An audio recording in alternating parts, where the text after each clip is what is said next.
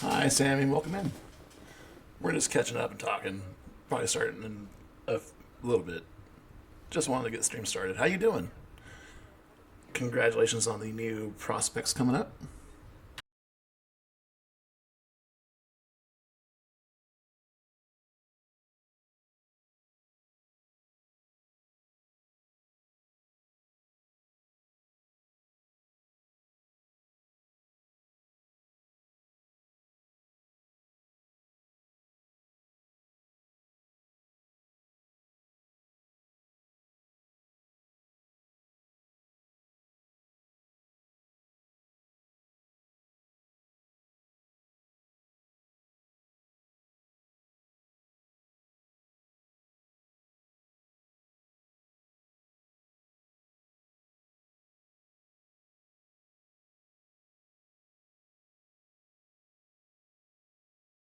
Just don't let the books hit back.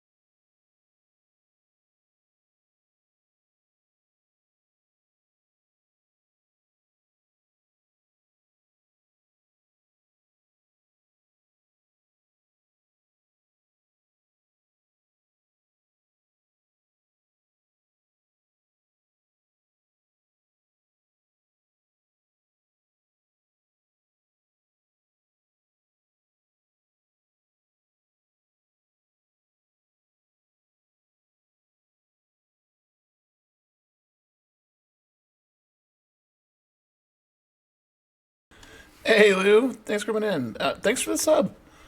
How's it going, buddy?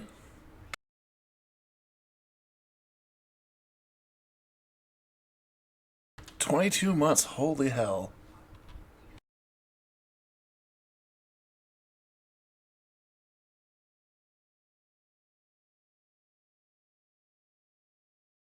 Been super busy, as usual.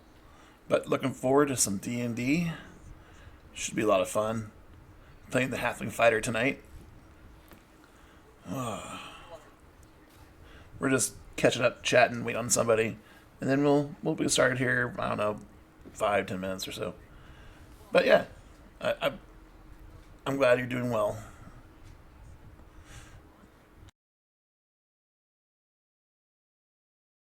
Work treating you okay?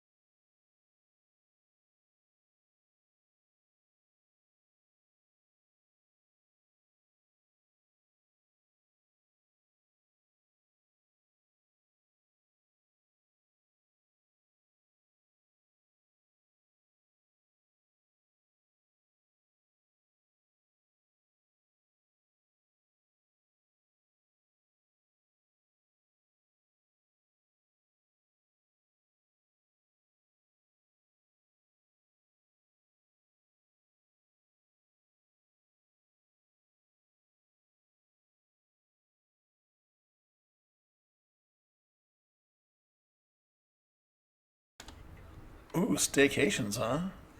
Cool, cool. How much time do you have accumulated off?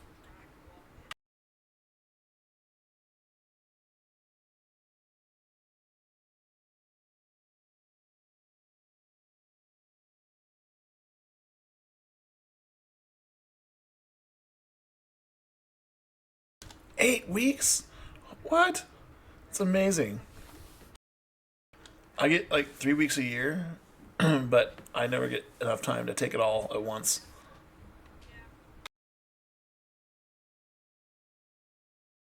That's amazing, though. Holy hell.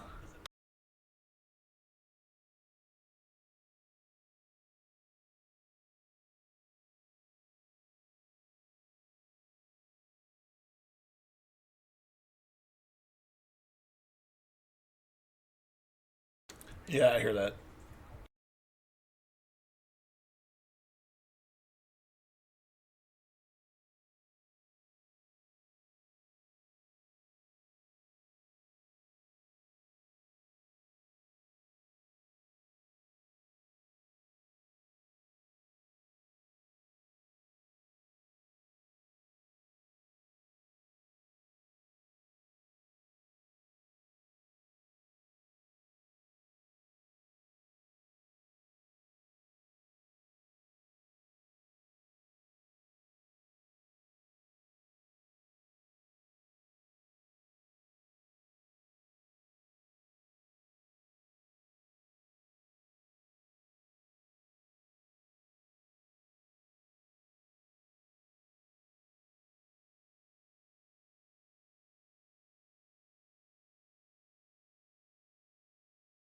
So, are you doing anything for your staycation, or are you just staying home?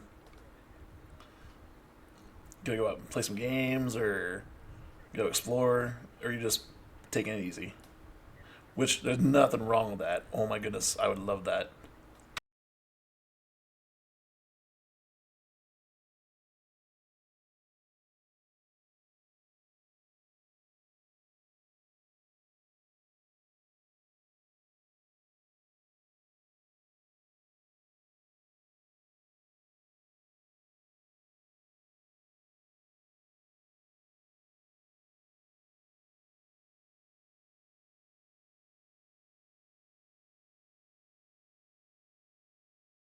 Nice, nice.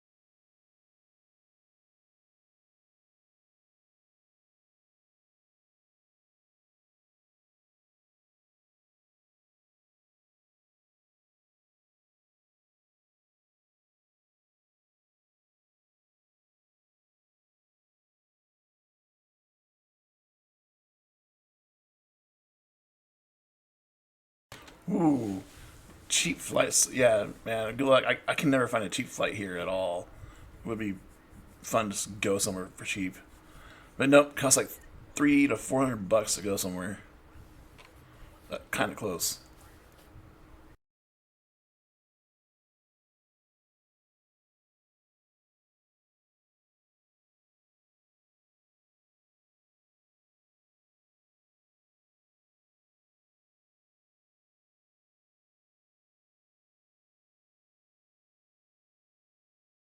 I suppose so. Yeah.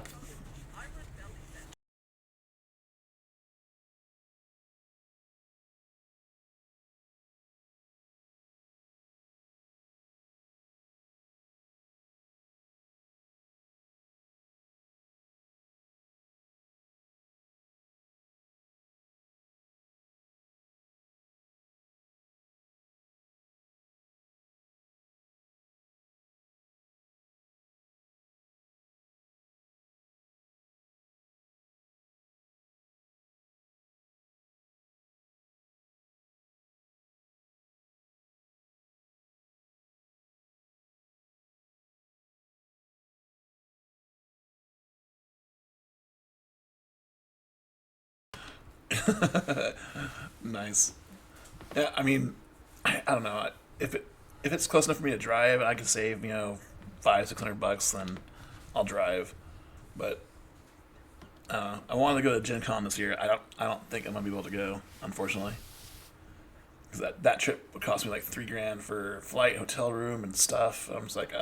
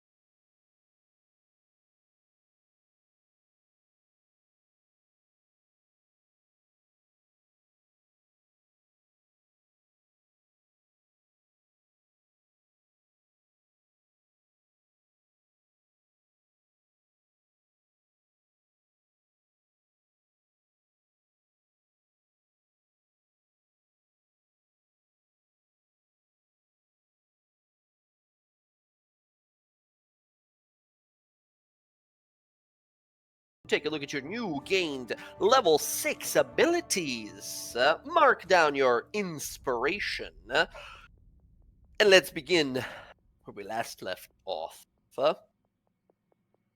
So, last time, the party, after having traveled down to the ruins of Draconia, an ancient city-state of powerful draconic mages, or draconian, I should say, mages, their kingdom collapsed into ruin in this place called Dreamoth Ravine.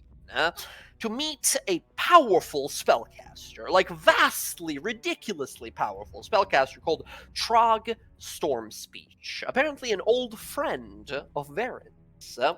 We met up with this individual who was on his own heroic quest. This individual seems rather obsessed with heroics to a almost silly degree.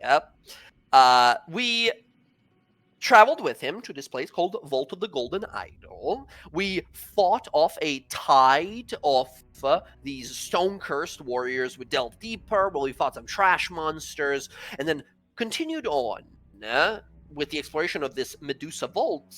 And after, yes, getting sort of permanently blinded, getting healed from it, using that blindness to scare off a bunch of snakes, and descending below into the final vault, we found this Medusa. She called herself the Golden Mistress, and she was a powerful foe that instantly petrified our way too silly and way too powerful new ally, Trog Stormspeech, forcing us to deal with it.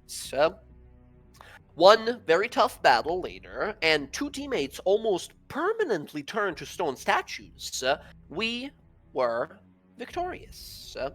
We looted the place, found a lot of new fun items, and now we return upstairs, where Alondra briefly used this ancient scrying platform. Oh yes, Emily, sorry I forgot to mention, I'm going to move you to it.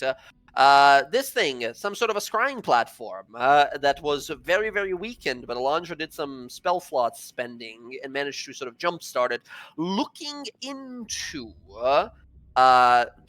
sort of mostly looking into this weapon that she is after, that she is seeking here in the lands of Jorhas. But by doing so, she learned that Shadow Fae person we encountered before is after the same rapier blades. And oh, the hell happened there? My phone went off for a second. Yes, that this Shadow Fae is also after the blade, and that they are in some sort of a underground citadel. Just now, Alondra and Alcina return to this chamber and approach the altar of Zahir that the party found earlier, and are currently attempting to extract power from it in hopes of overcoming the challenges such attempt would provoke. So, as we return to the Vault of the Golden Idol, all of you stand there observing this altar. The markings of draconic and abyssal language all intertwined into tattoo-like little carvings of serpents and snakes, of teeth, long and venom-coated. This place spells trouble, but it also speaks of great power. So, as we observe it, how are we gonna do this?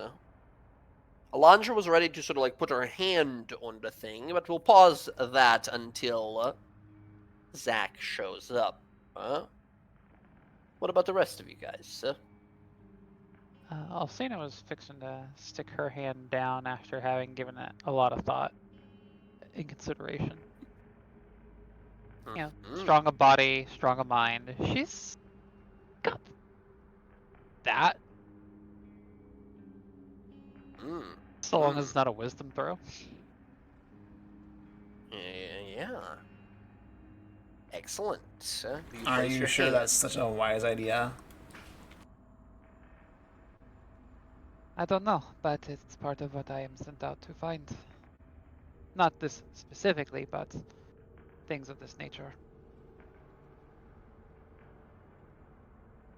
Also, Emily, I think I added your gold to your character sheet. You should have some money. Party found a decent amount. I was like, wow, I don't remember having that much gold, but cool. I was You like, when did I have this much? I don't remember, got some but I'm not gonna cash. I question think it. I added it just as platinum, I think. Yeah, that looks about right. I didn't even notice the Yeah. platinum. My goodness. Mm-hmm. So, I'm going to try, and I'm going to put a little bit of trust into the people that I have met. So, that is where I am with that. So if I fall, please catch me. I'll catch you, but does anyone here have any antidotes just in case? I mean, I've got an antitoxin, That might help. I don't have any. and And I can always make more. just in case this turns me to stone, here, and she will pull out a vial of willow shade oil. If this has any sort of effect similar to what we have seen her do, apply this to me, please. I've already got one. Alrighty. Just handing see, it to Odo, but sure. I you mean, see, I could oh, lesser restoration to remove poisons. I mean, I can if we need it. true. Trog over here is kind of looking at all of this and says, I have heard very little about this god of poison. But if it is a gamble that you're about to take, then I am all for it. No, no. No, I'm not going to do it myself, but risking it all for a possibility of grandiose reward is what heroism and adventure is all about. Yeah, something to that effect. As Alcina, you sort of look at this, you take the potion, you chug it down, the antitoxin. Yeah, I'll pre-antitoxin myself, just in Oh, case. you're just taking my antitoxin. Gave it. Oh, I me. thought you gave it to her. I Sorry, didn't. I apologize. said I have one. I didn't give it. Oh, my bad, Okay, my bad. well, have it on hand for in case something happens. Perhaps. Or I could take it now if you're willing to, hand it over. You don't even know if you need it. I mean, snake, poison, they sort of go hand in hand. And you said yourself you can make more, right? I can. But do I want to? I can take care of the poison. Don't worry about it. All right. Thank you. And then Alcina will put her hand into the hand impression. Excellent. Real fast. Zach, hello, welcome. I don't know if you're able to talk or not, but hello, welcome. Can you hear me? Hey, there you are. Hello. I'm on speakerphone in my car driving back. But All good. I'll be Take there your soon. time. No rush whatsoever. Currently, in this moment, Alcina and yourself were sort of readying to place the hand on that handprint impression on the altar of Zahir. Is that still Alondra's intention as well, to place her hand on the altar? If you do want to, Of whatever course. challenges it might have for you, I'm totally okay with rolling those for you, with the knowledge that I gotta give you that I am horrible when it comes to rolling for players. I will tank give it you- if it's possible. I give you full consent to roll for me. All right. That is a binding agreement. Very well. All right. Excellent. Alcina, you look on over to these people that you've met. Your mission here is, well, successful. You've done what you've come here for, but you've done many of these dungeons, ancient ruins, and such, to know that these powers hidden away and lost to the world often seek to be found again, to be used. You look to this thing, wage your sort of options and possibilities, and you reach out to place your hand on it. Alondra, you yourself look about this place, filled with gold and magical itemry, artifacts of the past. This place brims with power. Power is power, no matter where it comes from. It's how we use it that matters. And this power will be yours as you reach your hand out as well. You guys watch as the two of them place their hands. And for a moment, nothing happens. As all of you sort of tense up and look around, you hold your breath for just a moment. And just as you think, like, I guess it doesn't work. I guess it's not really...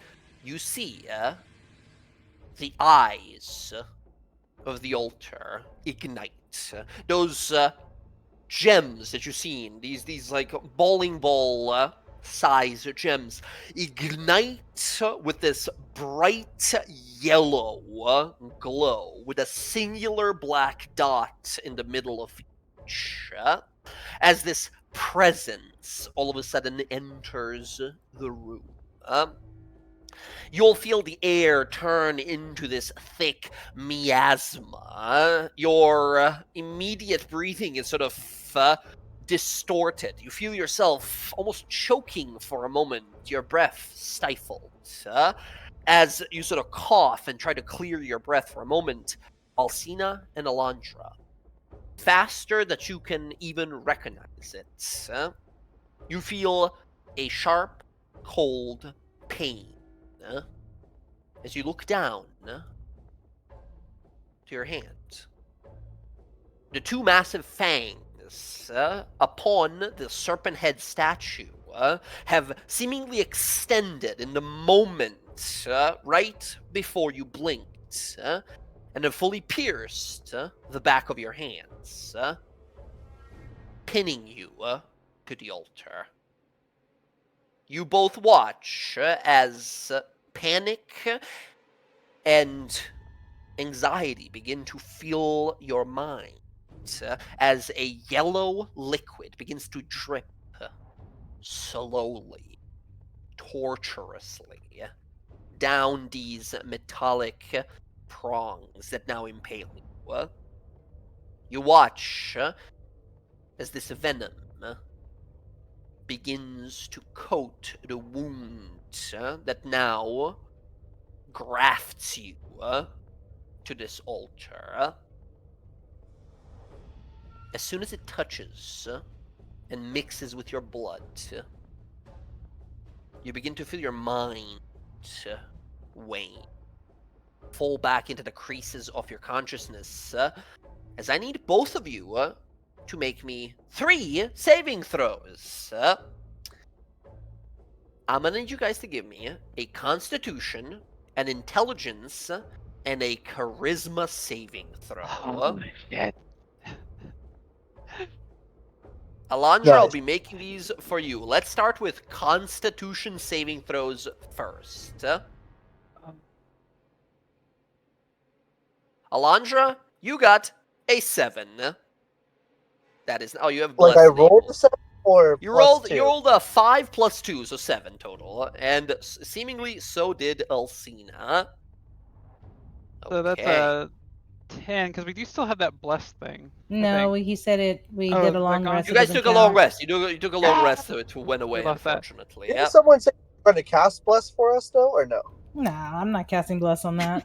That's I fine. mean, That's Ayla, your choice to do that. I'm not blessing Play that. stupid Whatever the fuck you're games, win doing. stupid prices. if you did, right, then Moonweaver would be like, what do you think I you're don't know, doing Chad. there? I What are you think, doing? All right. Yep. Nope. Messing those things not So, good. We'll find out. Okay. Against my better judgment, I'm gonna spend my inspiration. Oh shit. Okay. Yeah. I was going the same. 22. Oh, 22 for Alcina with the reroll. You're using it as well, Zach? Yes, yeah. Here is the reroll for you. You 5. you got a 5 with the second one. I'm sorry. Wait, I what? said this would happen. I'm sorry. This time you got a 3 plus the 2 for a 5 total. Okay. Oh, okay. Alcina, you feel this venom mix with your blood, and it is as bitter as grief itself.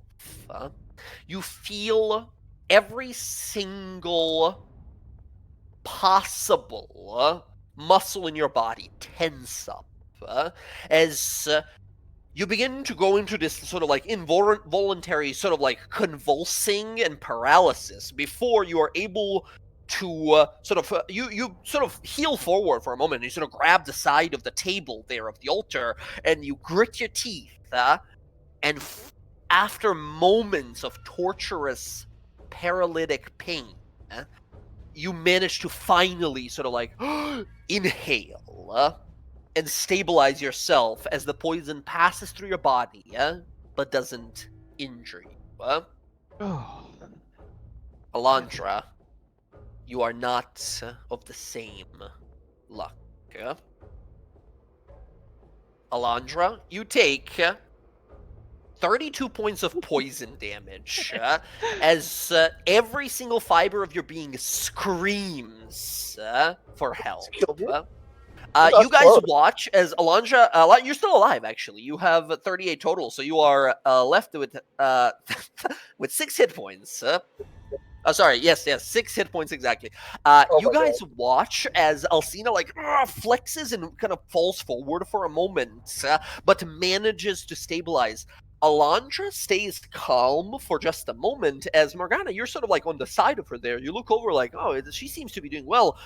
You look to the side of her and you see blood coming out of the sides of her eyes and out of her ears right now as her mouth is like wide open and she cannot move. She's paralyzed in the moment. I don't As- really need to be a healer to know that's not right. I'm gonna go over and try to administer the antitoxin. Okay, antitoxin, okay. You go over and quickly, like, her mouth is, like, stunned open, like, like in pain, right? As Alondra's just, like, trying to push through this, but she's already too deep. As you administer the antitoxin, Alondra, your body does begin to sort of free up. I will allow a reroll here. Because of the antitoxin, I'll give you advantage. Alright. Oi! You got a Hey. natural 20 with that Oh, yeah. antitoxin. As finally, Morgana, you watch as her chest moves slowly and then she blinks finally. As her eyes, this is all gone for like 30, 40 seconds or something while she was standing there while they're like overcoming this pain. Alondra wasn't able to blink that whole time. Her eyes are like super, super red. As she finally blinks a few times, Alondra, you look to your side and see that Morgana has used her antitoxin to help you. She just gives you a smile and she just goes, "That's another one you owe me." Yes. She says as she's like bleeding down the sides of her mouth. As that happens, can I have now Alcina and Alondra give me a intelligence saving Oh, no. throw? That was the first throw. Oh no. Alondra, you got a 27 on the intelligence saving throw. Oh no. Ooh. Natural 1 there. Okay, yep. This time around, Alondra, as this venom inflicts pain and torture onto your body, you feel yourself drawn somewhere. A vast meadow you see in your mind. It's as if you're looking out across a prairie on an extremely hot day, and everything is sort of having that sort of mirage, distorted effect in the distance before some images finally become visible and sort of obvious. You see a vast stone temple made of sort of yellowed and orangish sandstone that rises hundreds of feet above this sort of prairie, sort of wilderlands. You see symbols of serpents. You see gigantic python snakes that wrap themselves around, and some sort of an ominous figure that looks above, as tall as a mountain behind this temple. You stand in front of some sort of a gate. The gate is closed. From in between the cracks of the door and underneath it, you sense overwhelming power.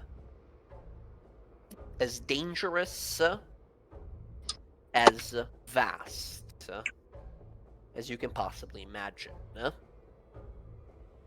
Meanwhile, Alcina, you too are drawn somewhere, but the images you see are way more blurred, like a desert. You look to every direction. You feel strange heat on yourself, on your body. You look up to see where the sun should be, but instead, a singular serpent eye stares down at you, as big as the sky itself. You move across this desert, but you are lost. You begin to despair, to frighten. You look around, and there is no exit. You run and sprint for what feels like hours, looking for exits. You feel your lips parched and dry. You feel your skin cracked from the heat of this place. You begin to panic. You sense something. A source of power, of vast energy. A massive gate stands in front of you. But layered across it are glyphs and ancient magic, preventing you from entering, barring your passage. The final saving throw is getting past this gate. A charisma saving throw. Alcina, you unfortunately will roll with disadvantage. Yeah. Charisma saving throw coming. 11 for Alondra. 10 plus 1. Man, I was about to say I'm almost there. I'm almost on. Just go home. I'll allow you to reroll it if you want to, but I mean it's a plus. I'm fine with you rerolling if you really want to here. For the fairness of it, I suppose. Yeah, give me 2 seconds. I'm booting up my That's computer. alright, that's alright. All good. We'll ignore that one then, I suppose. Alcina, what about yourself? And also, as a quick mention, if you guys have some abilities or spells you would like to try to use here to boost your rolls, perhaps somehow give yourself advantage or some sort of a bonus to the roll, I'm totally okay with that. I'll say retroactively, even for that natural one, even from Alcina there, right? If you have something that might be able to help you somehow, that as long as you're willing to lawyer it, I'm willing to listen. So I can lawyer this. So I actually had a thought here because like I was like, man, like this is kind of difficult. But then I started thinking about like the soul knife rogue and how they can use their psi power to like bolster their mental fortitude. Mm-hmm. Could I utilize my own like psionic ability to try and like reinforce like her mental aptitude? Very interesting. I will say if you spend, because that was a natural one, that was pretty rough. Yeah. I'll say if you spend all of your psychic dice, I'll allow a reroll on the save. As you are trapped in this place with no exit or escape, using your powerful psionics, pushing yourself to the limit, you might get hopefully a better roll. I think it's only because rogues use a lot of int for their stuff, so that's Yeah. probably why. Yeah. Also true. Well, and that's why like 14? my base stat, secondary stat is like int as well, so it's True. 14 is much better here. Much better. Alcina, you wander through that desert for some time, but as you begin to feel that despair, that fear, you look up, and instead, where that yellow sun, that eye, that serpent eye, for a sun is looking down at you, you watch as the edges of it begin to become shrouded in ruby mist, a red shade that covers it entirely, until your surroundings, and as far as you can see, is red and dark. The darkness leads you. This red mist eventually finds you a path to a vast gate. Alcina, you do not have disadvantage. You will make this charisma save normal. All right. Once again, if you have something that might help you, you can advocate for it, and you might get advantage or something like that. So I can once a day. I can like. I can grapple the retap- shit out of someone. Yeah, I can grapple the shit out of someone. No, I can retap into the psychic power. Could I utilize that? I'll say you'll have to come up with something else, because we'll say for like fictionally in this, you've expended like nearly all of your psychic abilities. The only reason I gave you the reroll there because you had to use like all of your like psionic dice. One psionic dice will not be. I'll say if you want to do it that way instead of any bonuses and such, for the one psionic dice that you have, I'll give you a +2 to your roll. And there's no one to read minds from, so I was like, I can read minds, but For the people who are There's no- outside, like how long is this taking, and what do they look like to us? They're not like phased out or anything like that. They're just holding their hands there, and you see them like gritting their teeth, and every once in a while they close their eyes and grab for their foreheads and such. They're obviously going through something, right? Every once in a while, a yellowish glow will come from both of their eyes, and you swear for a moment their eyes sort of look like the eyes of a serpent for a moment as they are battling this mental battle right now. Altogether, this has been taking like a minute and a half so far, and the altar is like glowing, and this yellow sort of sickening energy, poisonous energy, and greenish energy is kind of like sort of fuming and fulminating around. So can we determine that they're going through something mentally? Is that what you said? Perhaps, yeah. Every once in a while, their eyes flash. Okay. Hey, Kata, do you think maybe you can tap into them and just send them some encouraging words? I don't know what they're going through. I don't know if they can hear us. Kata looks at you a little sort of like, kind of like confused and uncertain of herself, and looks back and makes a really sort of like, all right, I got this kind of a face. And in these moments of horrifying, paralyzing pain, every once in a while, Alcina and Elandra, you get mental images of Odo just standing there giving you a thumbs up. But like in the corner of your vision, he just shows up and gives you a little thumbs up every once in a while. As she looks to you, Odo, like, gives a little shrug, like, I tried. Can you, Rav, make just a straight charisma roll for Kata here to see how encouraging your presence in their minds is? It's unfortunately not too potent of an assistance here, as every once in a while I'll see the Elandra, you look to your side like, did I just see, was that Odo? What was that? Every once in a while, like, it's like Find Waldo, he'll appear in like random little corners while you'll just barely spot him. Unfortunately, no bonuses from that. Yeah, that's right. Good try though, clever attempt, very clever attempt. straight charisma then. Trog helps you by saying, like, you got this! He gives you no bonuses whatsoever, he just says it. Excellent. A charisma saving throws from Elandra. Zach, you on? We'll do. You won't tell me if I pass with 11. I guess that's what I'm like thinking. I'm like, I'm not going to do much I better want to than that. say no. It's a fucking Temple of Sahir. I don't think 11 is going to be good. I think So 11 if I is... add that 2 into it, it becomes a 13. It's a 13, okay. That's So, one, two, describe one. you're describing it as a gate that we have to get through. Yeah, you find yourself in this mental, sort of like this strange mindscape, and the air smells sweet and poisonous. You are in this sandstone walls and sort of tall pillars kind of a building, and in front of you is a large, what looks to be like a black iron gate with yellow and green energy that is pouring through the cracks. Am I like physical here? You're not sure. You feel yourself like you're there. When you look down, you don't see your like body there. And it's like is it a gate that I can see through? Not exactly. You can kind of Okay. see through the cracks of it, but the only thing that you see past it is this blinding green and yellow light. Because if I can see it, I'll just face step on the other side if I was physical.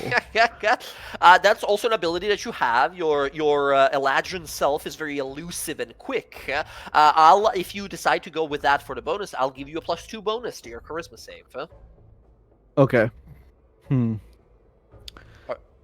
Are you gonna roll? Are you That's gonna the take question. that 11? Well, that's a good I'm only question. allowing it because yes, you were arriving like right now, and I like immediately clicked it rather than checking in. So I'll allow the reroll here. We'll risk it for the biscuit. Let's see. All right, you got a +2. Oh, Oh, Jesus. god damn! That's 2 crits on these then, with the assistance there from Morgana. Okay, Alcina with a 13 there. First, you reach on out as the gate begins to slowly open. You feel as a tide of poison washes across you. Your mind corrodes, your skin dries up and screams in pain, but you push through.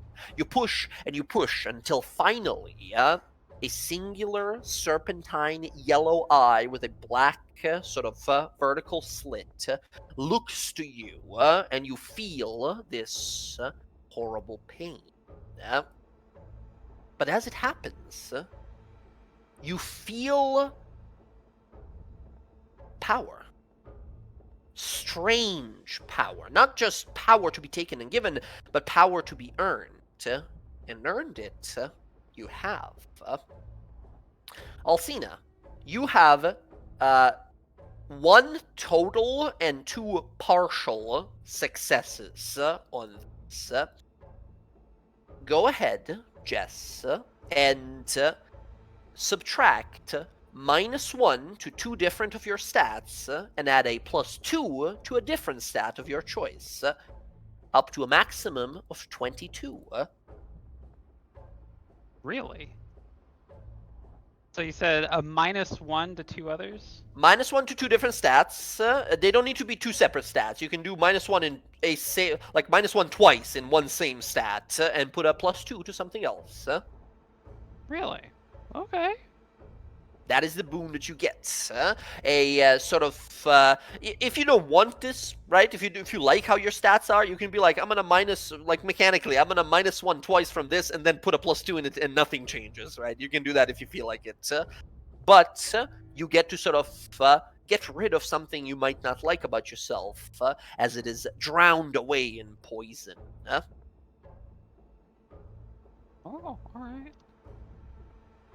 Alondra. So I'll take that hit there. You yourself feel this gate open as you, without a moment of patience, rush on in. The power is there, and it is to be yours, as it's supposed to. You jump on in. The moment the tide of venom hits you, it is only because of Morgana's antitoxin that you're not killed on the spot. As this anti-venom energy protects you for a moment, as you guys watch as Alondra is focusing for a moment, and then blood begins to pour out of her nose pretty fiercely. You see that same eye there, but then you watch a figure begins to shape around the eye. You see a tall, handsome, if you can describe him as that, black-scaled humanoid with 3 pairs of arms and a serpentine, cobra-like head. The ebony scales that cover him are adorned and embellished by gold and jewels and gems of all kinds. Opulence is the first word that comes to your mind. But then you see the hidden daggers, the blades, the vials of venom that hang from him. He holds in his hand a glass of wine. He looks down to you and says, in this voice so quiet, as if a whisper, but perfectly understandable to you, as they say, "Hello, little mice. I am flattered that you've journeyed this far. Perhaps there is more venom in you than you know. And if I love anything, it's to see that venom inundate the veins of your enemies. He holds in front of you the glass of wine and the whip that he holds in one of his hands. He holds them both to you, says, "Go on, little mice. Choose your reward." You see this fella. I'm gonna post it in the RP Wildemount chat. This is the figure you see. It's kind of small, so I didn't want to post it in Roll20. It would be tiny. But you see this tall figure that you obviously realize like this must be some sort of like a vision or an avatar of Zahir or something of the sort. As he holds this serpentine-looking whip in one hand, a weapon that he holds, or this glass of wine. Yeah. I could never turn down a rare vintage. He holds the glass to you as you take it. You drink of this strange wine as you feel your body once again rocked with both pain and a moment of pleasure, perhaps. Something odd and unnatural. Alondra, you yourself can do the same thing. You can do a -1 to two different to 2 stats and add a +2 to a different one of your choice. And in addition to that, you gain something a little special. A spellcasting boon of sorts. First of all, you can add the poison spray cantrip to your list of spells. Second, you gain an ability. I'll type it out for you and such. But from now on, whenever you do poison damage with any source, you can add 1 additional dice to the damage total. Finally, because you succeeded on all 3 of these, with that first reroll becoming a natural 20 as well, you gain a special boon. I'll type it out to you, and it'll be your choice if you want to share it with the others. As that happens, the teeth, the fangs on the altar of the serpent retract as both Alcina and Alondra sort of grab for their hands. Alondra, you took that massive poison damage. Alcina, you took like 1 point of piercing damage from the thing actually piercing your hand. And that's about it. You both retrieve your hands, look about the space, look at each other, and realize the vision is over. And Jay, do those -1s have to be from 2 different stats? It can be, it doesn't need to. You can do -1 Okay, so it could do- twice to a single Gotcha. thing. And then +2. Okay, got it. Okay. Just making sure. Yeah, I figured I'd just take the hit to like charisma. Since it was already a 0, I just make it a -1. Okay. And then- what's yeah. the +2? What did you add to +2? Added it to strength, so I can take that up to a 22. Ooh, okay. Gotcha. So, in the future, if we take an ASI, we'll be able to get to 22? Because I don't have anything. to Yeah, change your right now. maximum now becomes a 22, right? Gotcha, So in the okay. future, you can up it to 22 maximum. Gotcha. Okay. Are you guys all right? Oh, everything feels tight. If that makes sense. Like I haven't moved my arms in forever. So y'all's eyes were glowing. Are you guys okay? you just see Alondra just like has a smile on her face, but she looks fucked up. Like blood scrolling down her ears and her nose. That fucking scene from Tokyo Drift when he smiles and he's just got like a mouthful of blood, like. Oh yeah, exactly. uh, oh. Well, now that you're done touching things you shouldn't be touching, are we leaving? Yeah. Sounds good to me. So what happened? Were you like I don't know? Were you given power or something? Is that what it said? I think so. Some There things was- taken, some things given. I saw a gate. Did you see a gate? Yes, I saw a gate. Yeah. Yeah, that was. And a lot, like snake eyes. There's a lot of snake eyes, and I saw red mist in a desert. So you went somewhere? Sort of. There was a desert that I was in, and then red mist cut a path across it that I was able to follow, and I found the gate and pushed through it and was given something. Not sure. But So you So, what did you say to the snake man? I didn't talk to a snake man. Oh, I think I saw him. What's his name? Is it here? Possibly. I saw an eye staring at me, and it gave me something. He offered me wine. Well, you do seem like the sort that would drink anything a stranger gives you. Hey, if it's a rare vintage, I won't turn it down. Sure.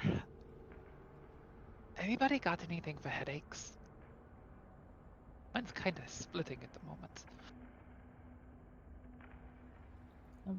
I mean, probably sleep.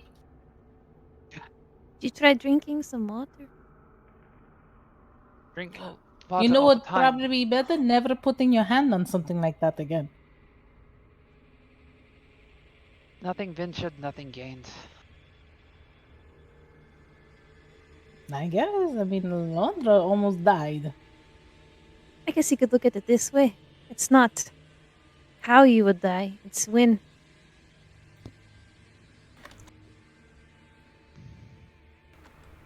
interesting point there. They got to prove themselves to something bigger than us. There's a lot of things bigger than us. Odo's gonna put his hands on it. What? Go!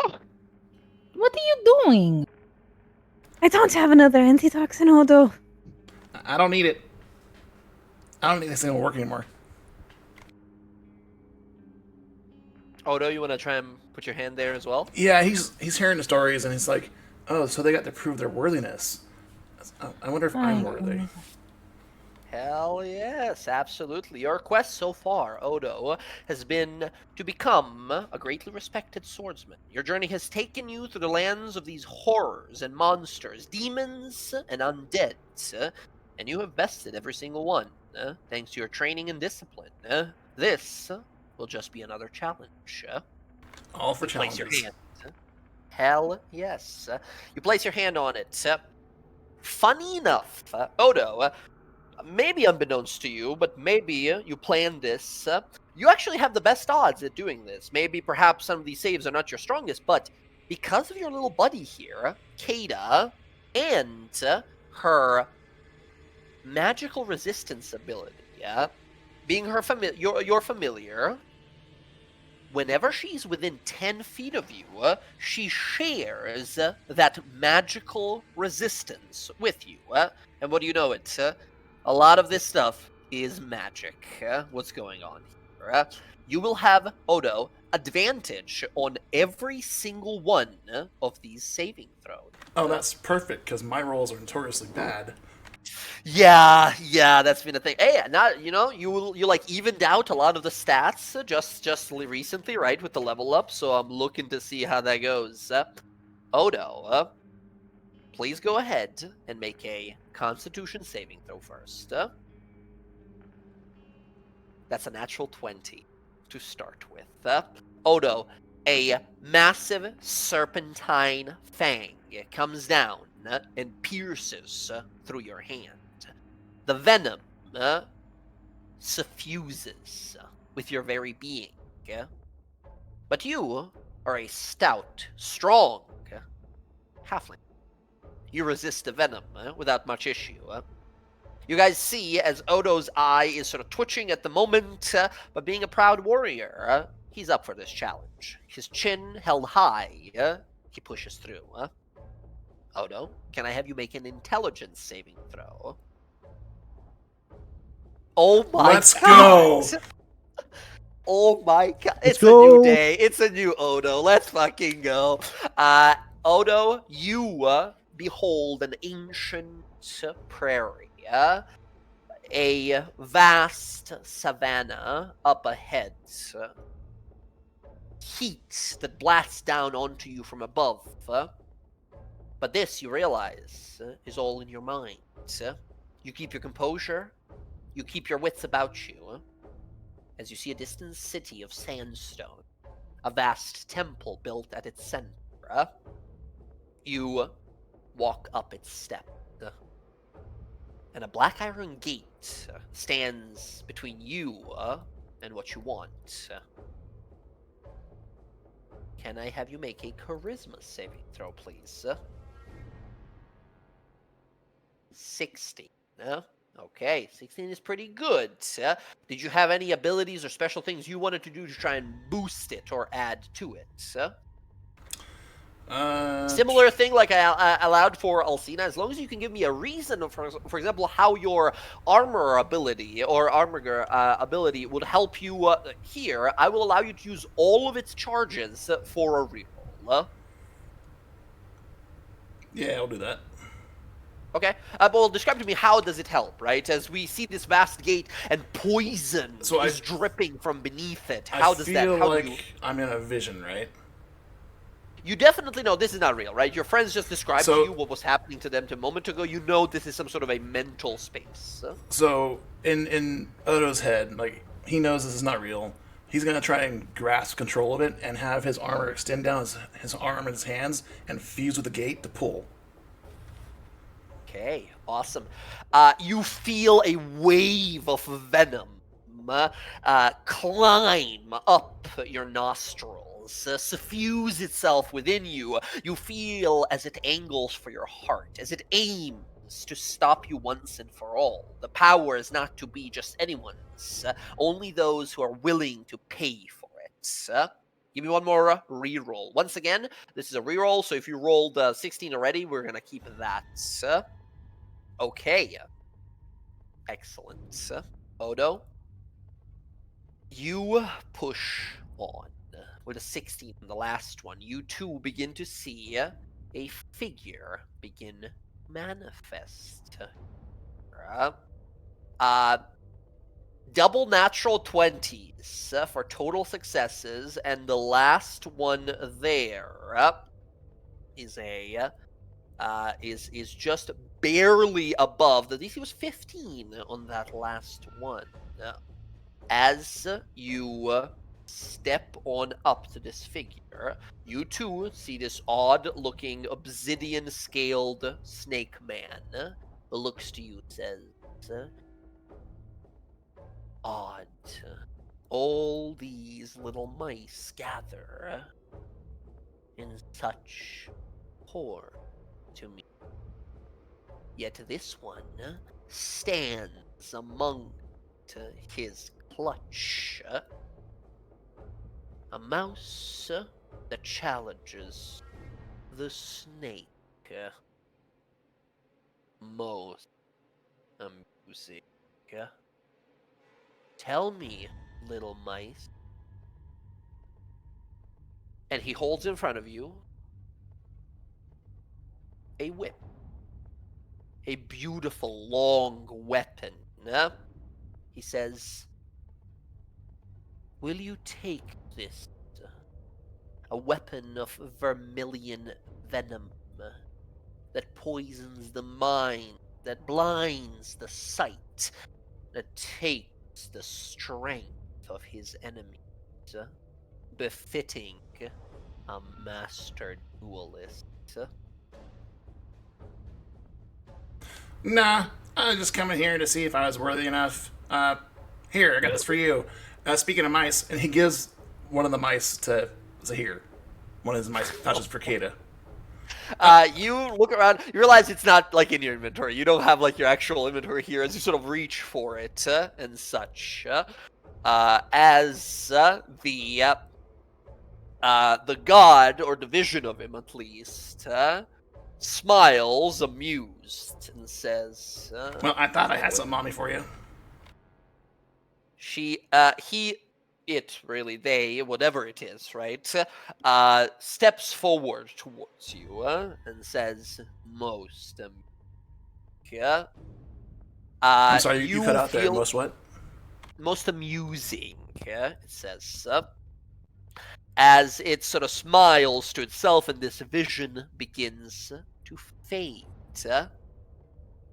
Odo, you open your eyes. You take 1 point of damage from the needle piercing your skin as it retracts. And you watch as the glowing sort of orangish yellow and green altar begins to apparate something upon it. Odo, want it or not, you have earned the admiration of the god of assassins. And you realize now, I'll say, with all these incredible saves you made, if you did reach for that weapon, it would have been your end. Oh, really? Shit. Denying to take it, you have overcome the god's challenge. Not reaching for the venom causes you to inherit it now. You watch there, laying for you, wish you to take it or leave it here, your choice. A whip. A snake skin whip. Of, like, multiple, like, cat o' nine tails style heads to it. Shaped like snakes. Like these, like, gray and black serpents. And as you look at it, like, alright, and then you hear a hiss. And you look, and all the serpentine heads begin to move at the top of the whip. You see this long, barbed-looking whip there. Yours to take, if you wish it, or yours to leave here, or give to your allies, to rot here in this ancient dungeon for, no one or whoever next to find.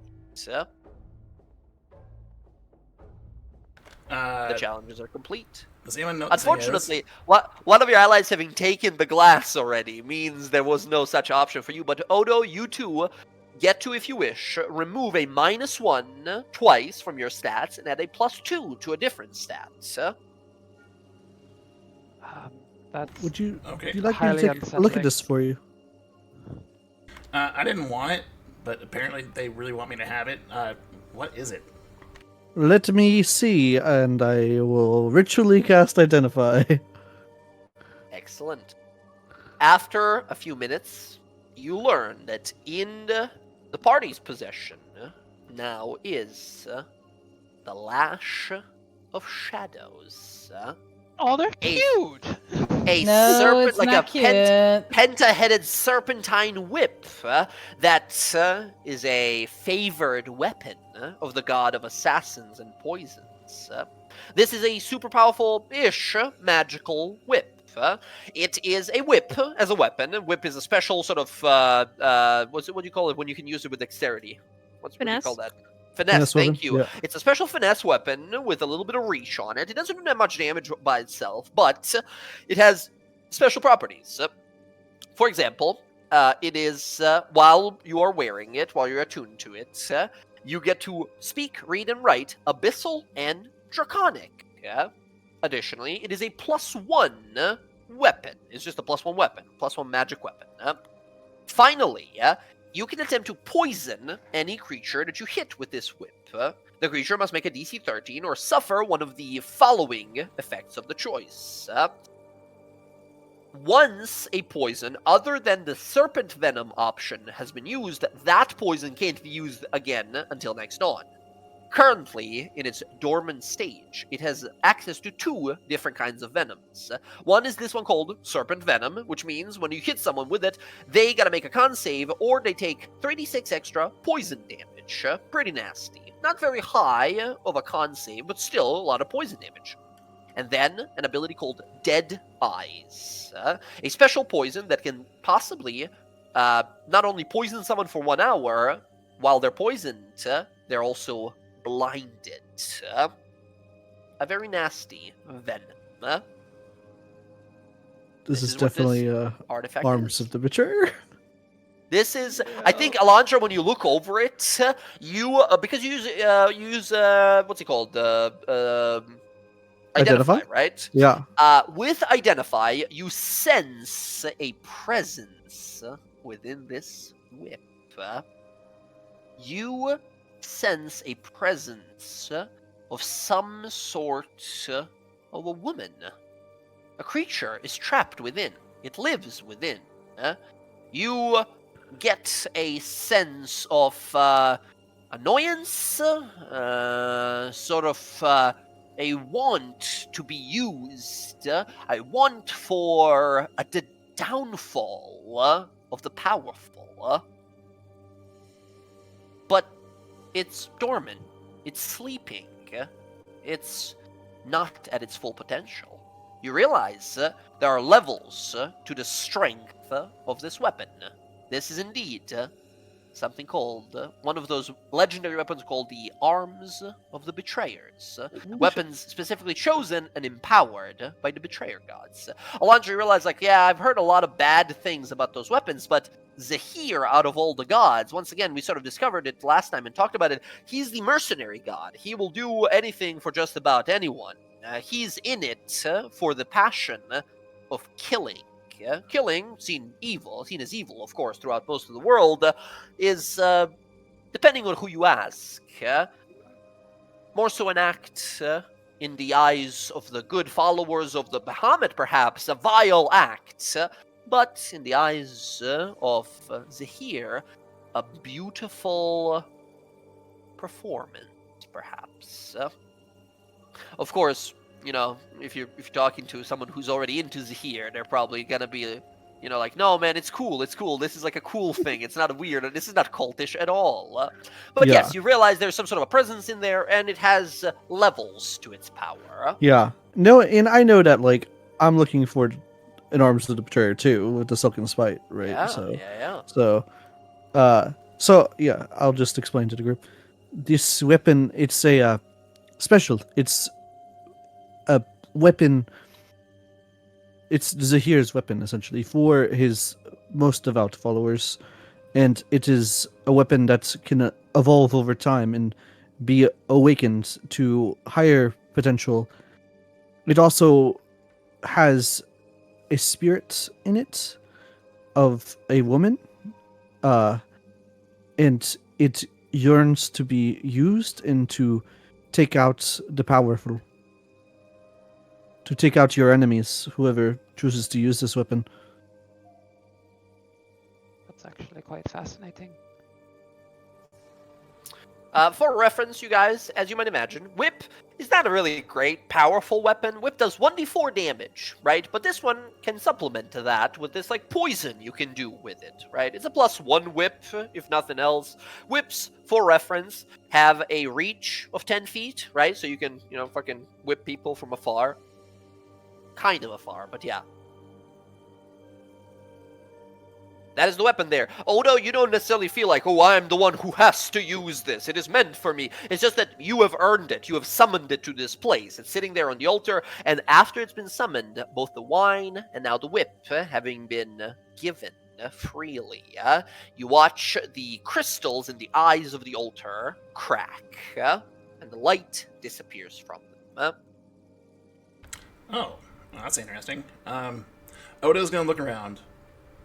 He's gonna remember. You don't see anyone, but the only thing you see, back here when you guys were passing, there was like a single snake in its nest. You see that same serpent sort of crawl on up, stare at you for a while, and just rather than like hissing or getting agitated, it looks to you, it looks to Alcina and Alondra, and doesn't react whatsoever, as if within its own clutch. Then it looks to the side, sees Ayla there, and hisses loudly and flees immediately. But knowing some of the tendencies of the party, Odo's like, I might be best suited to use it. If anything, at least it'll cut through the magical armor people have.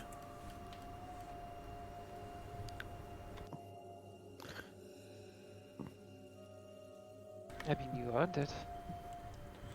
Yeah, yes, I did. Maybe I can You earned it. learn it. Yes, you did. And Odo will grab the whip. Just as Alcina said, or not, sorry, not Alcina, as Alondra said. Just as I said. Yeah, just as I said, not just as Alondra said. Don't doubt yourself in what you do. Because I one never thing doubt is what myself. She says it is. Just hear me out. It could be bad. So keep a hold of yourself. You see, as Odo sort of picks up the whip, the snakeheads begin to slowly rise and inspect him and stare at him and such. Before you watch as they sort of wrap up, one of them sort of like wraps up around his arm, another one just sort of hovers around his shoulders. Kada lands on your shoulders and like twacks at one of the snakeheads, and the snake like gets angry and hisses, and Kada and this snakehead are just like hissing at each other as yeah, they're not immediate friends, you realize. It's going to take some time, but Yeah. Whip, you feel immediately, Odo, obeys you. It will not bite or attack anyone that you do not choose. Good. Good understanding. Excellent. You get mental images from Kada telling you, I'm not sharing mice with these things. Never, my dear. Just sort of like puffs out its chest and just kind of stares at these, looking like a tough little dragon she is. Excellent. You have the presence. You realize that these snakes are just sort of like chilling there. They're mostly inanimate until you go into combat. When you do, they sort of animate and they fight for you. They bite. They do all this poison damage. Rav, would you like me to add this weapon to your character sheet? Yes, please. All right, let me do that right away. Looking around the place, Alcina once again being a dungeoneer, a spelunker. The altar is destroyed. It's probably magicless now. You see those two big giant gems in the eyes of it. You want to try and pry those out and just leave them to sit in there, not wanting to, there's always some like weird curses or, evil magics and such that come with destroying altars and such, but, it already cracked on its own, so who knows, Fuck it, I'll take him. Gotcha. Do you have like a crowbar or something to actually pry it out? Actually, so rather than an adventurers pack, I took the Dungeoneers pack. So I got a crowbar, Hey. a hammer, pitons, however you want to say it. Either. I'll summon Sebastian to help. Sebastian comes out to help. Actually, the invisible servant tries to sort of like help along as well here. Amazing. Yeah, Alcina, it'll take you a better part of like 10-ish minutes, but quite easily you will be able to remove these. You have two of these gems. You guys don't have a jeweler in the group now, so you're not sure how much these are worth. You're gonna give me just a moment, Rab, to edit this real fast. My bad. No worries. So Yes, you'll have to find out how much these are worth. Does Odo know that he would have died if he'd taken it, or is that just? Yeah, you have the realization afterward, after the image of a god said, "How curious," and smiled.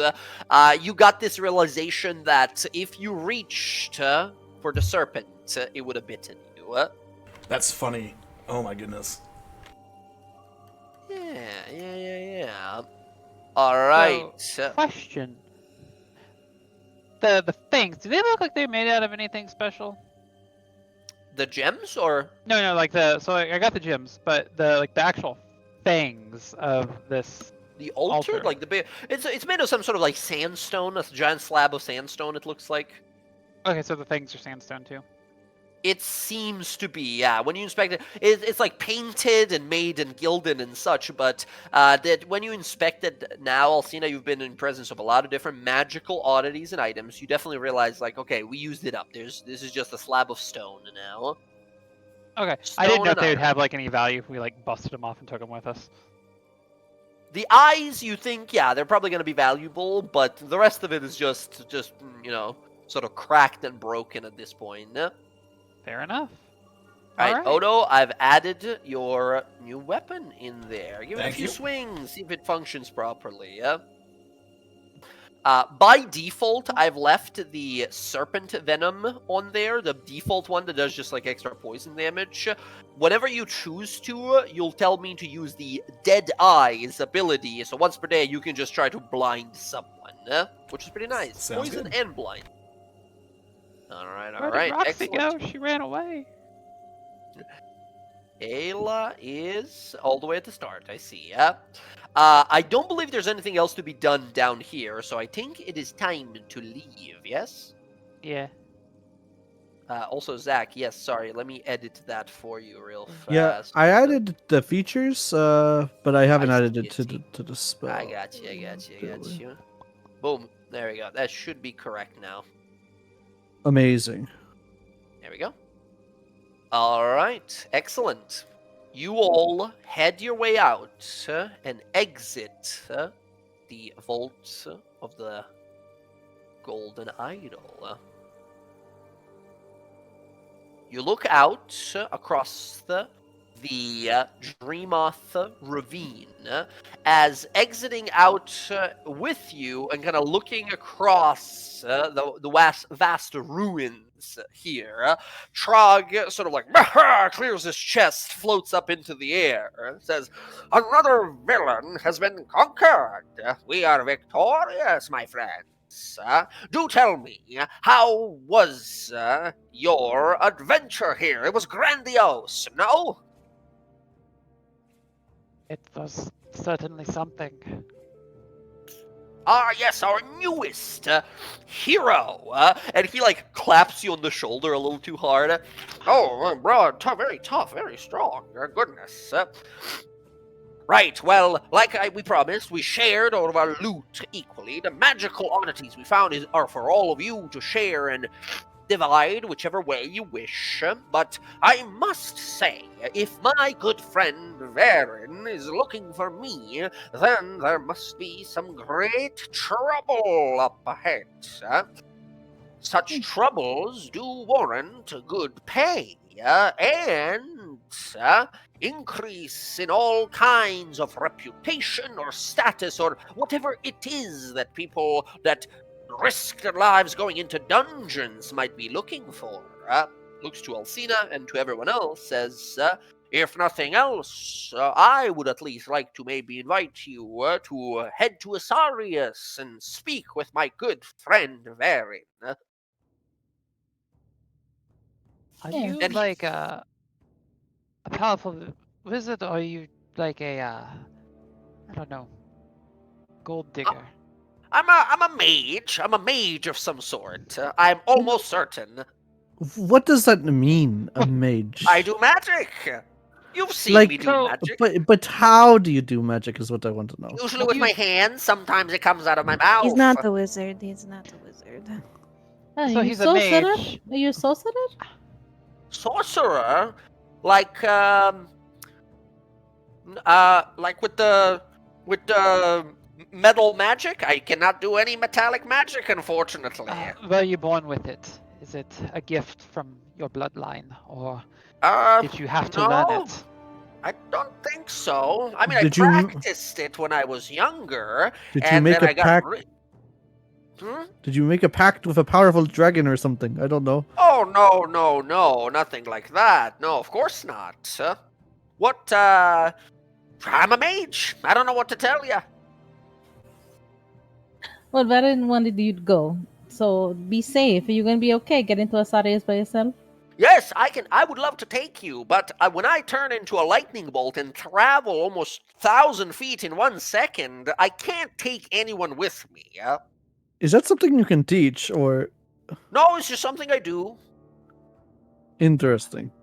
Yeah, You he see- can teach it, so I'm assuming he's a sorcerer of some sort.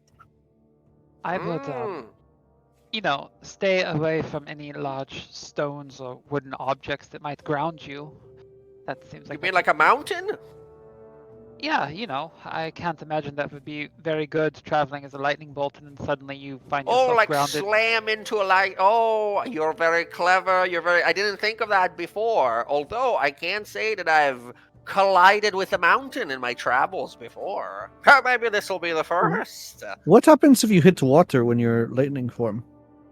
I crash landed once into a swamp somewhere, and a buffalo beast attacked me while I was submerged as a lightning.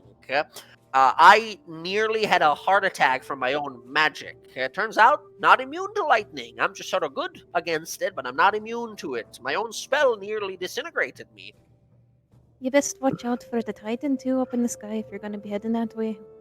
What now? A great and powerful enemy that you might be able to take on by yourself and add to your clout. No, His do eyes not. light up. Do not try to fight. Your goal is to get back to Asarius alive. Yes, my friend, you are right. You've come all this way to ask for my aid, and it would be unbefitting of a hero like myself to deny you now. I will do my best to meet up with Varen. I suppose I will see you all there. I have a picture for you. A picture of And me? she's gonna open her book and she's gonna try to very fastly scroll through like her picture so he can't see any of the other drawings. Okay, yeah, Don't look yeah. at my nude models! Oh yeah, he is one of you killing the Medusa. Oh my goodness! You did not tell me you were an artiste. He takes it and stares at it. Says, "My goodness, I look even more handsome on paper." And he just sort of stares at it for like a minute straight. Wow, I will say I don't really remember killing the Medusa that much. I remember walking in, and then she said something along the lines. It was something. She said something like. Gold, let gold be your prize, or something like that. And I said, "What?" And then pause, just a full pause. And then he points to Alcina, says, "I remember you rubbing me with something. You were pouring something on me, and then it was just sort of over. The fight was Well, already done." You see, you did such a good job of it that you nearly killed her, and then I was massaging your arms so that Oh you would goodness! recover from it, and you gave Odo the chance to strike the killing blow. But yeah, you saved us, and you were very heroic. You see him Very like looking left heroic. or like scratching the back of his head. Says, "I don't. Okay, well, I really gotta watch out. I sometimes surprise myself. It seems like with how powerful I can be. Wild day. Well, anyway, I'm going to turn into a lightning bolt and travel now. I wish you all best of luck, and I hope to see you soon. Asarius is like, what, 2-3 days away? Yeah, north, completely north. Right. It's the one city in the middle of nothing, right? It's the one they have in the middle of nothing. Right next to the Vermalock Wildwood. His eyes sort of cross for a moment. Says, "Right, of course, the Verglu. I gotta go now." The red trees, Just red go to north trees. until you see a big, pond or whatever, and then river, and then you would be there. I was just Watch saying out how for I the don't like Titan. landing in the river. Right. You'll be fine. Look for the giant teeth sticking up out of the ground. Teeth sticking out of the ground. Now that's something I could look for. Thank you. All right. I will see you all later, my great friends and my personal heroes. He turns into a lightning bolt and just rockets into the sky, and he's gone. He was an idiot. He really fucking was. I don't know how he survived up until now. I don't know I how really he survived don't. either. They just let him go on his own. He's a mage, I guess. He needs like a full-time babysitter. Maybe that's what the venturing party was for him. Yeah, but he's by himself now. I know, that's why it's good that he's going to be back in the group. What has he been doing? How is he still alive? That's my I question. don't know. I don't know. I mean, how is Alondra still alive? I mean, Alondra's got a bit more sense than he does, even though she touched that thing. Come on, give me some credit, okay? No. I just did. No, I'm talking to Ayla. There's no credit. If you would 100% die if it wasn't for Morgana giving you that potion.